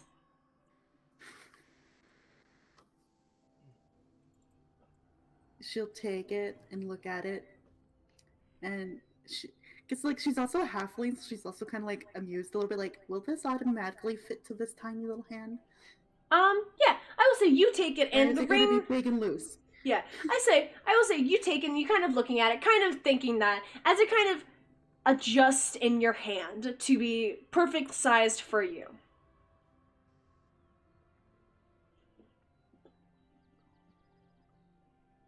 Now what? She looks at him like, this is a magic thing, like, now what? Well, I assume if you would like to keep it, you should most likely put it on. But if you do not wish to put it on, then you do not have to. And if you do not wish to keep it, then you do not have to either.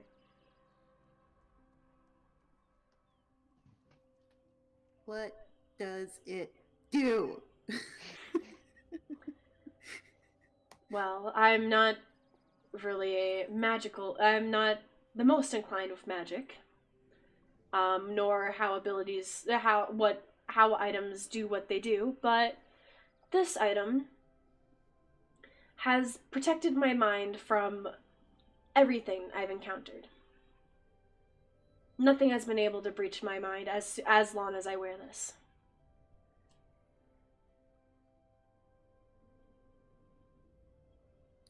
I would say, I realize now, I will say, I realize I misspoke earlier when I said that he takes off this ring. You see a ring up, he kind of moves his hand over his other hand as this ring appears on his hand, and he takes it off. So it's something that was invisible before. Okay. I think Malva would pocket it, and she's like, I'll think on it. I think I should tell the party everything first. Okay. I think it's time. How long have I been out here for? And she'll just kind of like look at the skies and be like, can't tell anyway. He kind of looks over at Esmeralda and Esmeralda, Clink, and Derp, who are at the cart. You've been out here for about 5 hours. I figured someone should come talk to you. Crumbler. Sorry, it just right if you said they're at the cart and just like Derp just add all to cart in front of Esmeralda as a move. It's just like Derp, you son of a. I was going to be funny, but Derp went sly without my knowing. Yeah. I will say the item that he has given you, I will not reveal until you put it on. Oh, okay. So I think she'd be like, thanks, Ottavio. I think I'm gonna go one by one. Because I think it'll be harder to do it all as a group and have 1,000 reactions at once. So, do you know where... Ooh. Why don't I make it fun and roll a dice? How many of us are here? Derp, Clink, Iron, Anastasia, Gundren. 5. Okay, I'll roll. She will go to Iric then. Hey, look at that. Alright. Rictavio so she'll just kind of head in and knock on the door. Alright. In any of my parties, when I say how many of us are here and followed by let's roll dice, it's followed by there's like a fireball going off. So I was a little triggered on that. Sorry. How many of you are here? I need you to roll dex saves. Wait, what? For all you hear on my end is just the dice rolling, like. Anyway, yeah, she will like. She's gonna do that thing like people do like as a first date and they're all like nervous and she's just like outside his door like, do I and then knocks. It's just, yes? It's me. Ah, Malva, it's open, come on in. Okay. Opens the door, closes it, and doesn't look at Eric right away. Just stares at door. He currently has his back to you. He's apparently like his gun is sort of to the side on the desk, and he's apparently sketching something in whatever. But I assume you've come to talk about yesterday. Yes, if you're not busy. You seem busy. I could go somewhere No, else. it's fine. I'm simply sketching up ideas in my free time. Sort of just puts down what approximates for a pencil in these times, and sort of A stick of coal. puts down it pretty much. He sort of turns around. Right. I'm not gonna go off on a, oh, why did you do that? Because I would assume for you there is a very personal and Also, everyone, in while your mind, we very are justifiable while this is reason. happening, I shall do So, this. If you guys haven't I think already, the you best thing I can you do could always go is check out wait my until Twitter you've and my told me, YouTube. My so Twitter, I go tweet from stupid there. things. Usually, my YouTube, I put up the wasn't going VODs to, from previous. but I always put up the Octavio VODs knows for these this lands quite in well. previous I think episodes, he's read the and distress, I'm here. oh I because I picked you upload on a first. regular I schedule think you've somewhat. got a background that And if might you be haven't already, interesting this as is also closer. the link to my Discord server You if might you have would like done to things join that it. you've regretted. I don't know. Of course, But yeah, I'm just guessing because that I've is my come across brief soldiers in my life and my line of work. that is my brief shout out to Yeah, myself. no, my So story's not easy. I but completely fucking I forgot that ended I up need to in a very sing the wrong encounter. I'll do it for the next merchant. route, basically. I ended up not liking my village or family village. They were too happy, too good, too unrealistic, I guess, of the world. They were too naive. And I ended up meeting some Vistani, which are here in this land, which has been a really troubling surprise for me, to be honest. But these Vistani were not your typical, like, charlatans, I suppose. They wanted information. They were learning more about different peoples and lands and wanted to use it against them, basically. That's what they wanted to do. Come to towns, manipulate, do what they can, and run off. They taught me things, told me that if I didn't do these things, then I'd end up dead like the rest of my town. Sure enough, when I went back to the village, it was destroyed. I basically spent a lot of my life after that being, I guess they're called blackmailers. They investigate people and they get information any way they can. Hello, Rabbit. Welcome to the stream. How are you doing today? I didn't want to do that hello, anymore. Hello. Hence why I ended up being in Daggerford and trying to get away from them and travel, and I hated it. I didn't want to see all that pain and suffering anymore. I had enough of it on my own. Traveled away from it, but then Rabbit, thank you so much for the host. Yeah, it was hard. Thank you. Being there was hard. Wanting to actually do something good and have it completely shut down for some reason. Patrick that just Smush. twisted my brain back to the old days, going, well, go get information. Just go do that. Go get the information. So that's why I went upstairs. I talked to Cloven. I was up there for quite a long time. I don't know if you guys realized that when I was in the Abbey. Been But, blah the past week. How's everyone? I'm sorry to hear that you've been blah, Rabbit. I got all the information. I know exactly what happened there. I've been And better.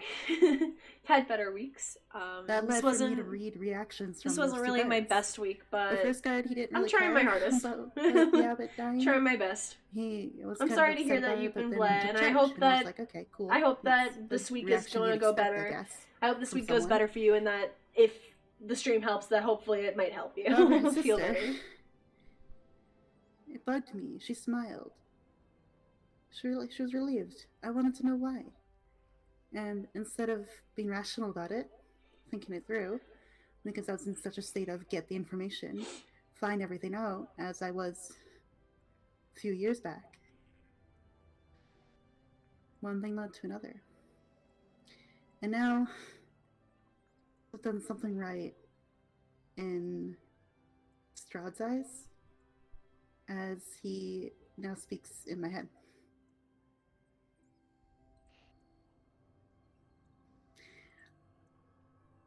Yeah, she'll pause there for quite a bit, like to let that information like settle.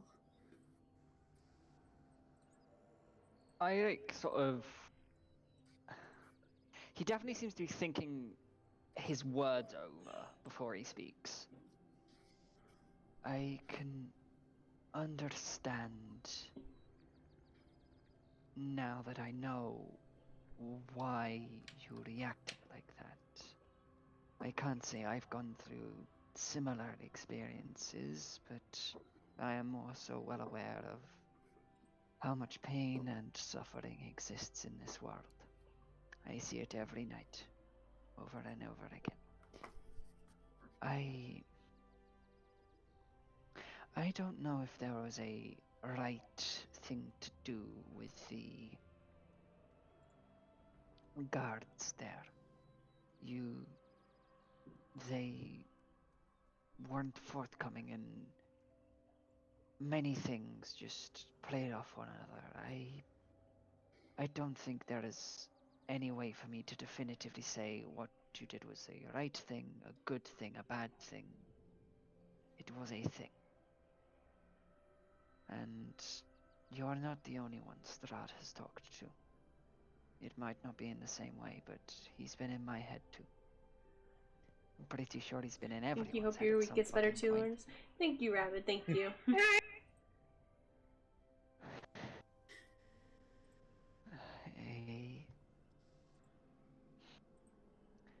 I think, Malva, as long as you try to move forward from the person you once were, try to become a better person and help others with all the pain and suffering that is within this world.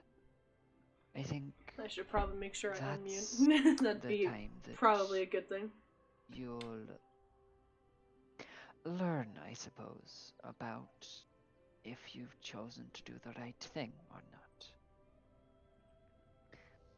And it's like you said, I'm a soldier. I have done horrible things before to try and ensure the survival of my town, my friends, everything. I've taken many lives, and I've lost many lives too. I never forget that. And each day I try to move forward, remembering what I've done and who I've lost, and always carrying them with me, and taking each day as an excuse to. Well, no, not as an excuse, as a purpose to try and help protect those around me from the suffering that this world brings. So, I thank you for telling me all this, and I can understand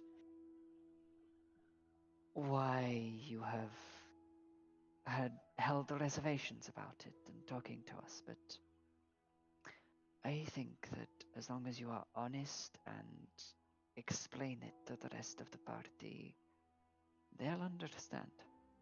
Well, maybe not Clink, he's a bit too dumb.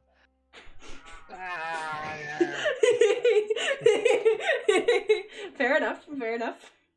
Mel, I think Malva would have cracked a smirk at that at least. Like, Let's be honest, Clink is. He's a bit of an idiot, but he's a lovable idiot most of the time.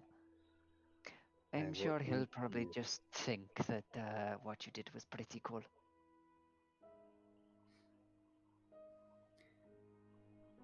yeah, I think that's also another weird thing. I don't know why I'm being very honest and explanatory of myself with you right now, Eric, because it just is a good environment, I suppose. But I like Clink.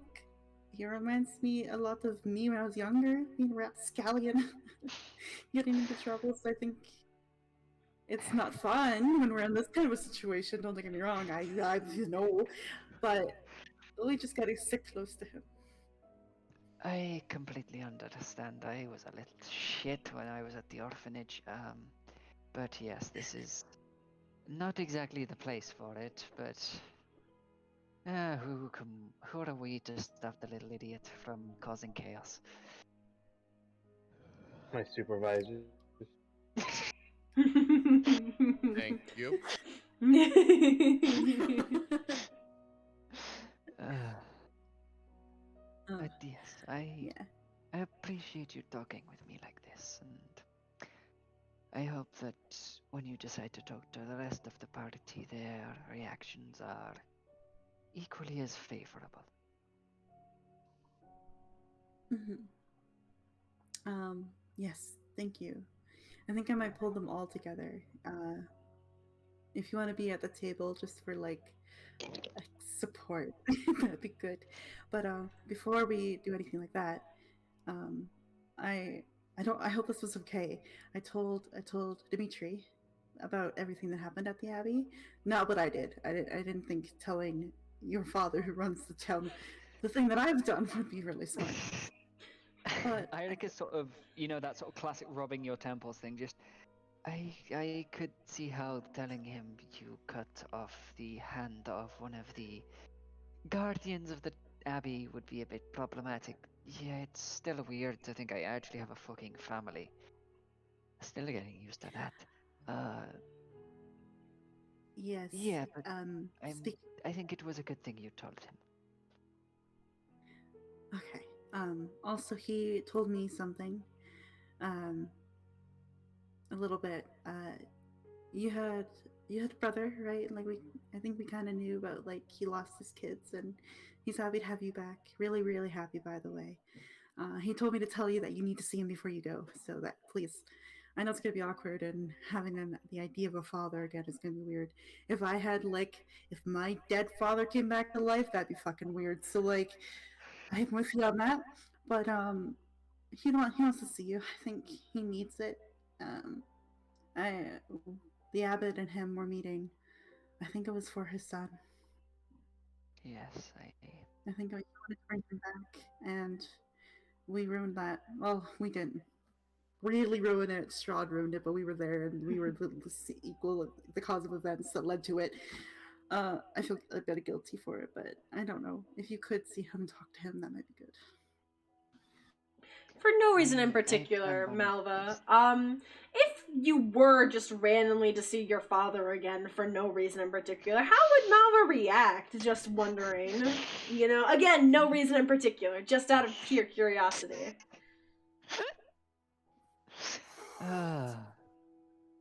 How much do you want to traumatize this poor girl? Everyone I want to traumatize greatly. Truly. Good luck with Clink. Great. There's Clink. your answer. It's gonna say Clink doesn't count. Alright, so good to know. Continue. Yeah, I think. Yeah. Oh, I think they're using the blender out there. Jesus, that's loud. But, Like I said, who's doing donuts wrong outside? That'd be an entertainment. I would turn my webcam around. But no, I think she would just kind of like say that to Eirik and then sort of like get up because I think she probably had like as she was talking moved to like sit on the bed at least because she's like comfy something. I don't want to stand and be awkward. She'd tell him that, and then she'd probably like get up to go. And she'd like at the door. She'd be like, "Please, I think he's one of the good people that could teach us how to be good." I think you're quite right about that. I had always planned on at least saying goodbye, because, well, this is Barovia. I'm sorry for traumatizing you, Rabbit. I'm sorry. Plan to do my best My bad. to make sure that I do make it back.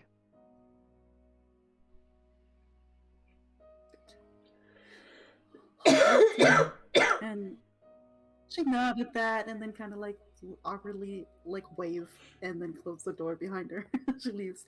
And then Malva gets to go be creepy because instead of knocking on everybody's doors and going to everybody, she's just gonna wander near every room and use silent speech for the next little while and just like telepathically like, "Hey, it's Malvia. Meet me downstairs at the table. At the kitchen table in like 20." And she's just gonna like enter everybody's minds just to fuck with them. All right. Everyone, as she kind of walks past, you guys hear this. It's a little disturbing. Truly, just hearing Malva's voice in your head all of a sudden, especially when you guys can't see her. But do you guys go down to the table in 20 minutes? Yes. Yeah. Well, I just looked at Esmeralda. I believe we're being summoned. Did you hear the same thing I did? Hear what? Are you hearing things? It's not a good. That's not a good sign. Alright, I'll check my headband later. Anyway, I'm gonna go. We'll flirt later. I mean, talk later. She laughs, but also goes inside. Cool. Malva's already like at the head of the table, just like fidgeting. Probably would have brought up not her dagger because that would be triggering, wouldn't it? A little bit. She's got calligraphy school, so she's just like has like a pen and paper and has been like doodling little shit like on paper. Not little shits, well maybe shits. I don't know. She's maybe we'll see. It's going well.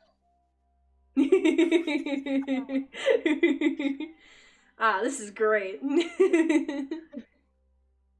I would say Anna. Times a would doodle probably- literal. Anna would probably be like one of the first people to like show up. Okay. Like, I guess like so. You said like Malva would be sitting there before anyone else got there, right? Yeah. Okay. So yeah, Anna would be, I guess, like second, and she'll sit down and she'll say, "Hey, Malva, is everything okay?"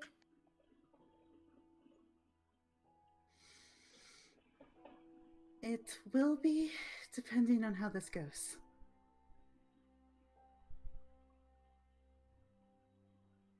Did you get sleep last night? There was me channeling an inner owl somewhere in a tree. I slept. It's fine. But there's lots on my mind. Okay. Just wanted to make sure, you got some rest. Have you eaten today? Oh my god, no, that's me, because I was just about to say, does 3 cups of coffee count? Next question. Or be like, good question. Next question. I should be like, just coffee. Haven't really had an appetite too much. Do you want me to make you some eggs or something? I'll be more than happy to. While we wait for everyone, sure. Okay.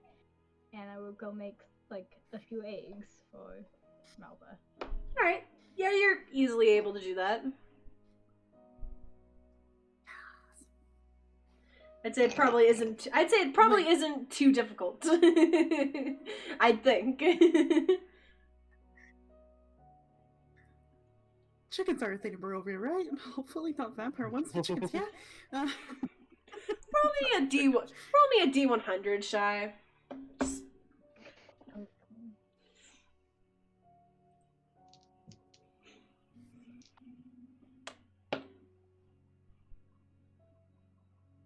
Okay. I think this is 28. I rolled a 20 on the 10 like side head, and then Yeah. 8 on the regular. So. Okay, yeah, so they're not. It's not a vampire chicken. Don't worry. It's a were chicken. Well, I mean, you might ask where the chicken. Oh my god. You might ask where they got the chicken, but. Idaho. I mean, But yeah, you're easily able to make some eggs, and Malva, you can smell her making it, and you realize you are absolutely fucking starving. I was gonna say, like, normally that's me, because I've been, like, this is probably really bad to admit on stream, but what up, nerds? I've been getting up at, like, 3 a.m. every day to kind of prepare for online teaching. And I will realize that like I've only will have coffee from like 3 a.m. to like my first break at work at like 8 a.m. And then as soon as like I get to work and I smell all the groceries around me, I'm like, ah! Food. Glorious Instead food. of doodling poops in her journal, she will now be like eating eggs as everybody else comes in. Yeah, I'll say everyone else probably trickles in a little bit. Rictavio. Meat for me. Yeah. Clink. Actually, everyone else, you guys would notice this, even without a check. Clink, you just are devouring the food. You guys notice Clink is eating his, I need to be careful how I phrase this, because it's going to sound so bad if I don't phrase it, like, in a good way. Oh, Clink phrase is... it incorrectly, please. Clink is eating the, raw meat a little bit more, viciously than normal. Like, you guys have seen him eat like raw and rotten meat and everything a lot. And it's a little unsettling at first. Usually, yeah, yeah. Derp, this is a surprise to you. But everyone else, you guys notice. He's a lot more vicious. Like he's tearing into like he's tearing into it like a lot more. Definitely like using his claws a lot more. It's even for you guys who are now kind of getting accustomed to it, it is very unsettling. Yeah. Think, are you okay?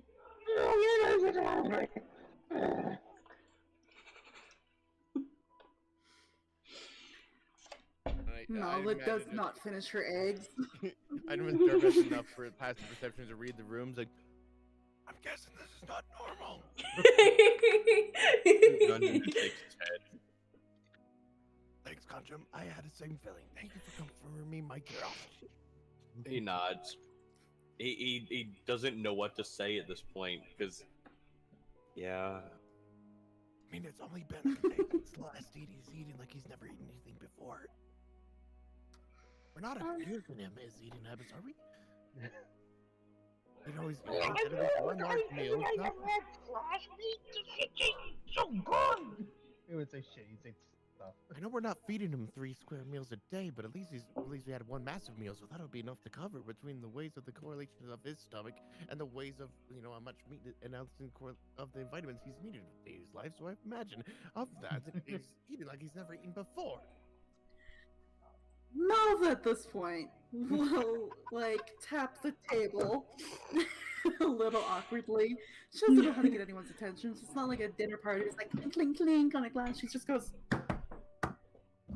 "Hi."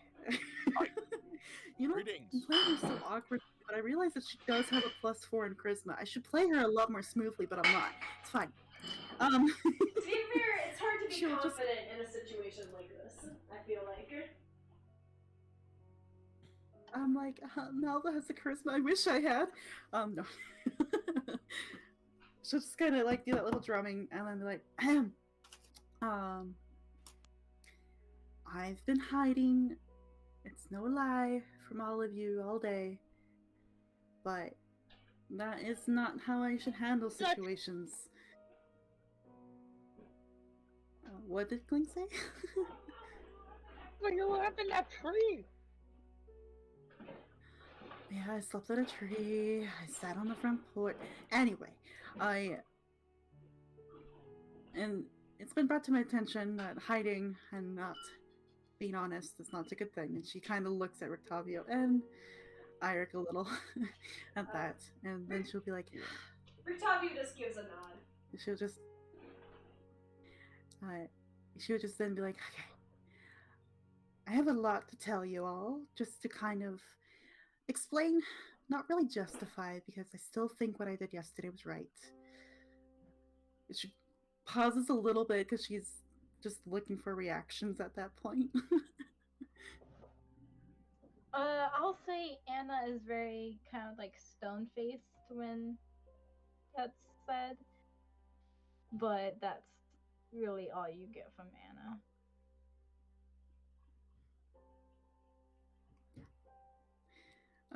She just move on a little bit, like, right, I think I know a little bit about your guys' stories, a bit, or just I can glean a little from it. I don't think you guys know much about me. I'm this monk who wears dark clothes. What of it? But I think there is a lot more to it. So buckle down. And she'll go into like all the details that she did for Eirik, because I think I don't need to repeat it twice for the stream. I don't think, unless the players want me to, then I can. Now you You're fine. I think She'll just everyone. go. I'm on to hoping that. everyone was listening. I'm like, testing. 1, 2, 3. Yeah, so she'll just go into all those details that she did with like Eirik, and then at the end of it, she's like, I know it's not good. I know it wasn't right in probably a lot of people's eyes, but with how I grew up, that the even thought of me walking away from that situation, failing to get information, would have been my death. So with that, I still think I was right what I did. I feel like it's wrong that I had left. But I read the room.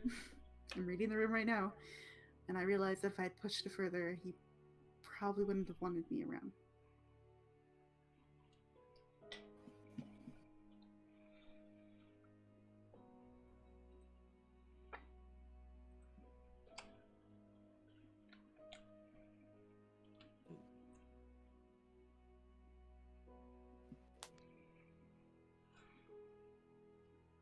Wait, now I think you thought we were mad?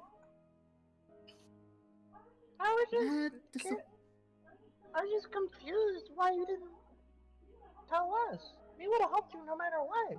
We are our friends.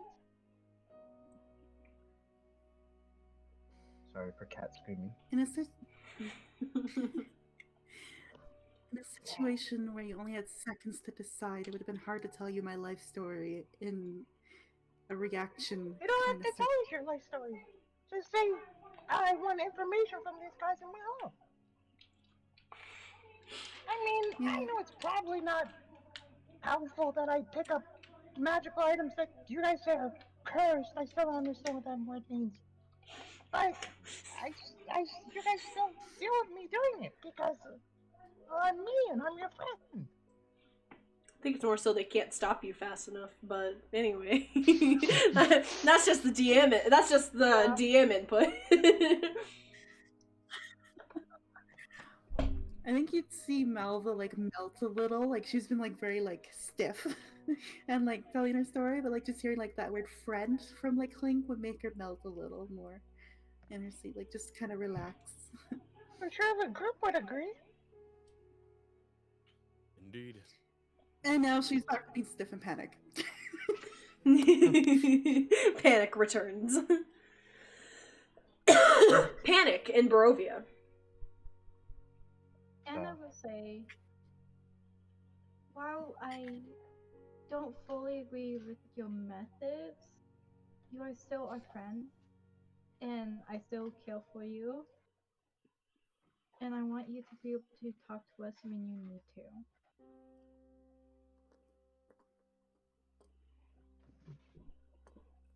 You know, we all make mistakes, and we all have a past, some of which we're proud of, some of which we're not. And that's okay. So if you ever need to talk, you can talk to me.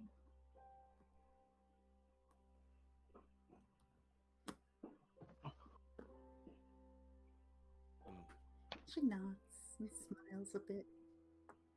And Malva, allow me. And you see Derp just starts doing hand gestures in a combination of minor illusion and prestidigitation. You'll see almost like a heart being drawn while sparks are raining down upon it, and in the middle of the heart it says, "You are amongst friends." Aww. That's adorable, and I love that. As sweet as that was, that was fucking extra as all hell. Crumpler, take a GM and take a DM inspiration for that. I will. When you live for 111 years, you learn tricks. Good point. Fair. Very fair. Club of someone having, of another person having that. I still have one apparently. What was up? Hi. I know. I saw that. My notes because I was like, I saw that I've earlier. written over here. Oh, DM inspiration. Nice. What? I thought that was cool. It was cool. Yeah. But As you can tell, it was Eric effective said, when I extra knelt was in the chair, literally. Was extra as hell, yes, but I appreciated the extraness. No. Yes. Of course you would. Shut up. Anyways. I'm gonna be right back. I'm gonna get our drinks in the car. Don't die out there. Like Malva, like I think as a player I died, but Malva won't. I think Malva would actually like start to tear up at that. Like she would literally be like, oh. And yes, we had Rictavio and Irik already, so she's like not really looking at them because they know things. And she's just kind of like anxiously waiting for like the cleric now. Ah, yes. Gundren. Sitting there and thinking, taking everything in, and understand, we all come from, possibly come from paths that are unfavorable. Some of us never thinking we'd path that fit who we truly were. Sometimes it's easy to fall back into old habits, especially when things aren't going your way. But don't think for a moment that old you is who you still are.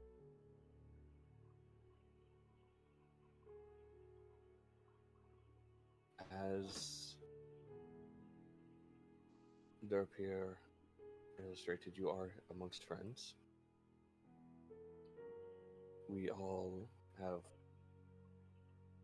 and are still doing some questionable things.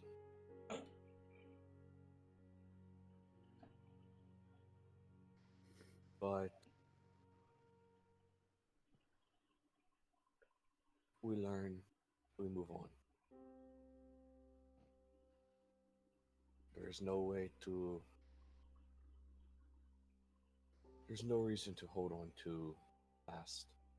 Past does not define us. It is what we do with what we have learned that does.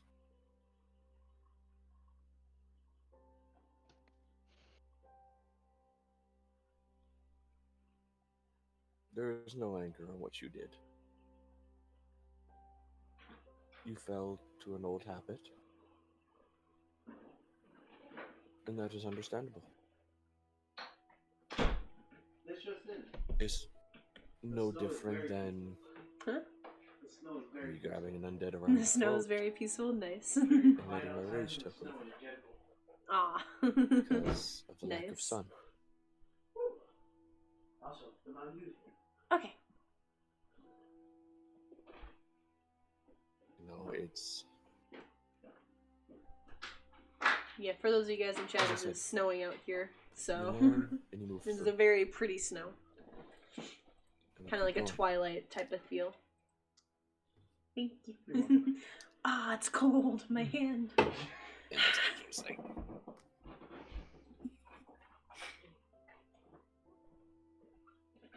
I think Malva would just like nod and then look at everyone and be like,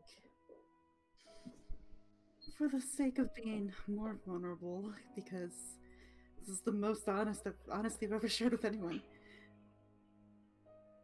I look forward to leaving this all in the past. I'm just very scared of the future and who I will be, because I don't know who I am right now.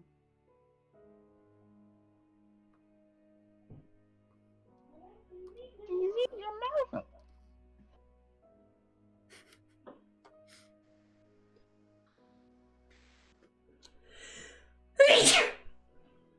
Session. Thank you. She'll be like, yeah, I'm Melva. But what will Melva be and what will Melva do with her life?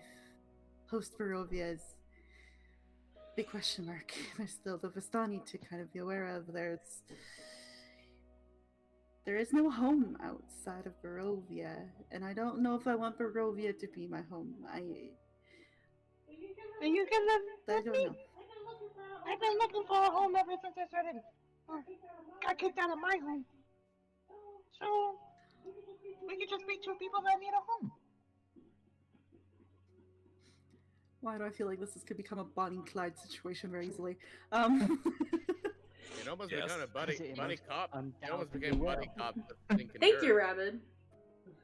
There's gotta be a Yeah. We're the spin-off buddy series at cops. some We're point. the buddy cops. Me and Malva are the buddy criminals. I will solve Do you know and cause the that's so crime. goddamn accurate? That's why I said there's gotta be a spin-off at some point. There will be, don't worry. I will plan one. Anastasia will speak up and say, "Oh, none of us have a home right now. When I return back to my kingdom, you are all welcome. You will all have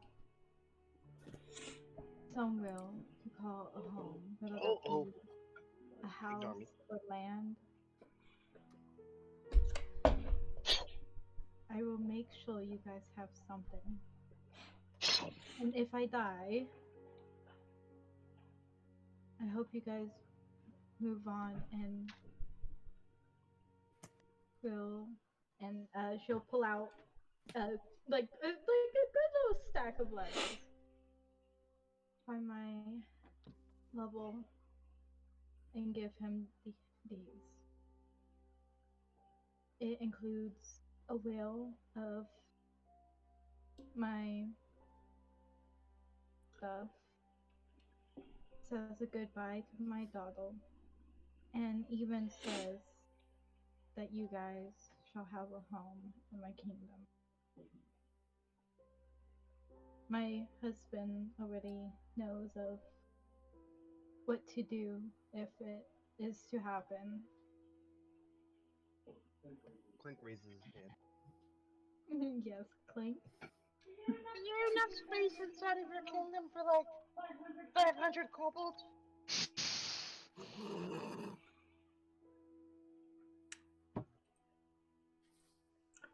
I'm sure we can make space, Clink.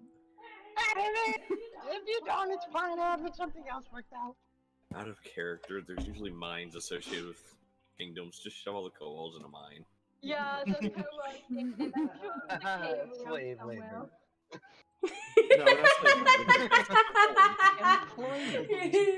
Employment. Forced And employment. Employment without pay. Forced employment. You work so you could live here, Smile. technically is an enslavement, and never mind. I'm not gonna continue. I'm not gonna continue with that. Thank you.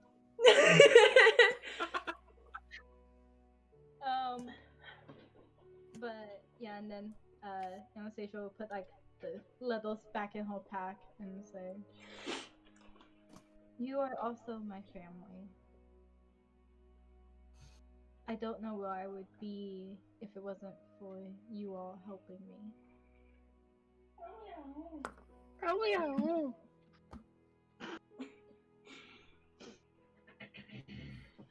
Yes, probably. Now, I say, when you are all ready, of course, that we kill Strahd and we get out of this forsaken place.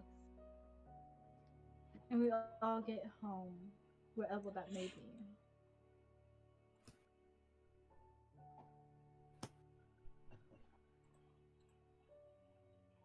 Here, here. Esmeralda kind of raises a mug that you guys didn't realize she was holding it. She kind of just holds it up and drinks from it. We really need to talk about where all the alcoholic beverages disappeared from. Esmeralda looks over at you, Gundren, and kind of winks and goes, "Oh, I can't spread all my secrets, can I?" No, but it would be much appreciated if you did. Honestly. Well, I think today has obviously been a rather emotionally heavy day for us, so I think we finish off with some rest, some good food, and then be on our way tomorrow. Yes. Agreed.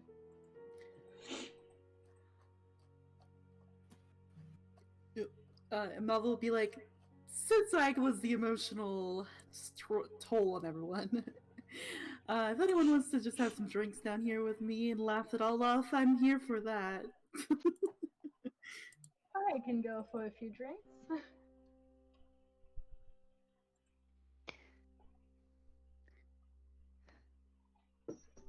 And Melville would get up and start looking in the cupboards for like any alcohol. Boy.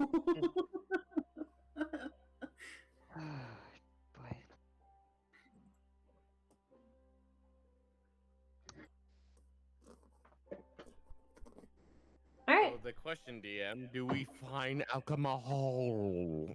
Yes, I will say. Actually, I realize now you guys would not find alcohol anywhere in the house.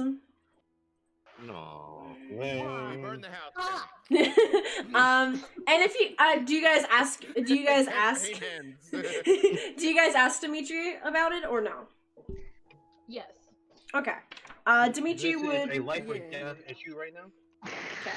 I think Eirik would have gone back to his room. He's not one for drinking. Okay. So Dimitri would say, we have not gotten our usual shipments of wine in a few days. We usually get a shipment in from the Wizard of Wines winery to the south of us, usually on a monthly basis, and we have not gotten it in yet. This is a travesty. I would. Is there another place where we could find alcohol or spirits? The town is without it currently. You know, it's just saying fuck. But I would have asked if you and your group would go check it out for us, but it is understandable that you have things to do. Which is why I have not mentioned Haven't it we before already now. been there? You guys have not been to the Wizard of Wines winery. You guys saw a sign that pointed towards it. This was actually when the Clink Strahd thing happened. But you guys ended up going to Kresik knowing that you needed materials.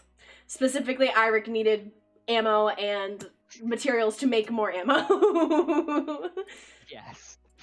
Because, it's unfortunately, pepperbox bullets are not as easy to come by as, arrows. Yeah, just a tiny bit. Tiny bit. Yeah, also, if we wouldn't mind, winding down soon. Yes, if I that's actually okay. was going to be ending. I have to leave right away. Yeah, I was actually going to be ending here because I feel like this is a good place to end. Nothing is currently happening. The only thing I will ask before we end is, Malva, before you guys leave Kresik, do you ever put on the ring? Oh, not yet. Not yet? Alright. Damn it. Okay. You know who Clink's a masochist kind of thing? Melva is too. She wants to be tortured by Strahd a little longer. I will say, Melva, you would know, if Strahd is able to pop into your head at any point, that means it's very likely he can listen into your conversations at any point. So you would know. Yes, well, yes, you are, a masochist, and while, yes, you would want this, it's also the fact that if he can pop in at any point, there's a possibility he might pop in while you guys are planning something. Crumbler. Revealing your entire life story in front of everyone too. That's fine. I should have put the fucking ring on anyway. Well, I was gonna say you can put it on. You can, if you wanted to have put it on beforehand, I would allow that. But no, it happened. Okay. But I guess that's like a wind down. Instead of like having alcohol and things like that, Nob will just pull out her deck of cards and play like card games with anyone who would want to before going to bed. Deck All right. anything. No. Not, no. Many things. All right. So assuming you don't put on the ring, the ring. I almost accidentally said what it was. That would have been stupid of me. That is where we will end the today's session. So, yeah. Played today. Yeah, I It was a lot of fun. honestly, I loved it. Yeah. But thank you everybody on my end and on thank you everybody on my end and of course on the Emotional Derps end over on Jay's end for coming out to the stream today. And of course, thank you to my amazing players, as always. Thank you to Jay, Shy, Nightshade, Anarchy, Dragon, and of course Crumpler for joining me today. All of them are amazing. And also special guest Acer Monitor. Ah, yes. Man, he was my favorite. His roleplay was amazing. Yeah, honestly,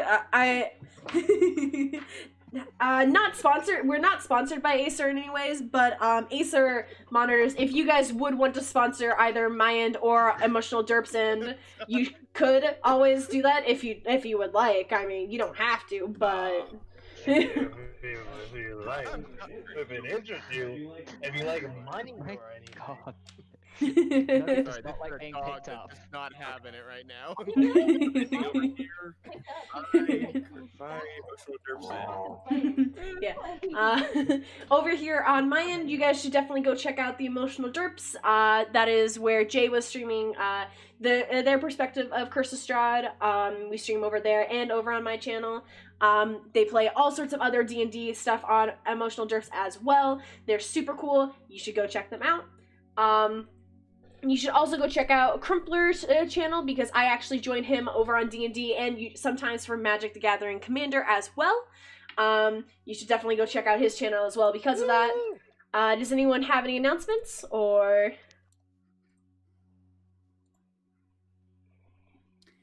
Yeah, it's nothing super exciting and it's not recorded or aired or anything like that, but fuck it.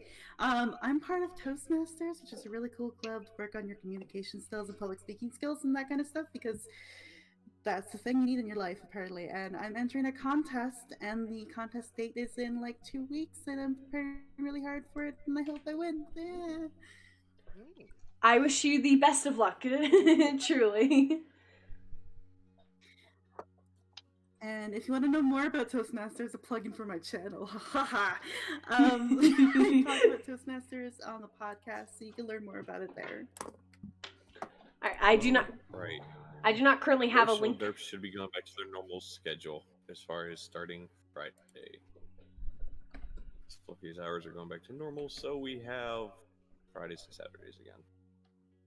Alright. But I'm nice. So yeah, you guys definitely, especially now, should go check out Emotional Derps. If you don't, then I will find you. Out of love, of course. Of course. Right there. But Lord is running out of nowhere. There you are, and she runs away. but I'm actually gonna go send a raid over to somebody. We're gonna go raid Aspire because Aspire has recently just become a Twitch affiliated. She's playing Undertale right now. Go join her. Go join her. She is so cool. I absolutely love Aspire so much. She literally was one of the first people I've ever played Dungeons & Dragons with. So go check her out. And I hope good luck out there, Apocalypse, everybody. Please stay safe with everything that is happening in the world. Please, oh please, oh please. And I hope all of you guys have a fantastic night.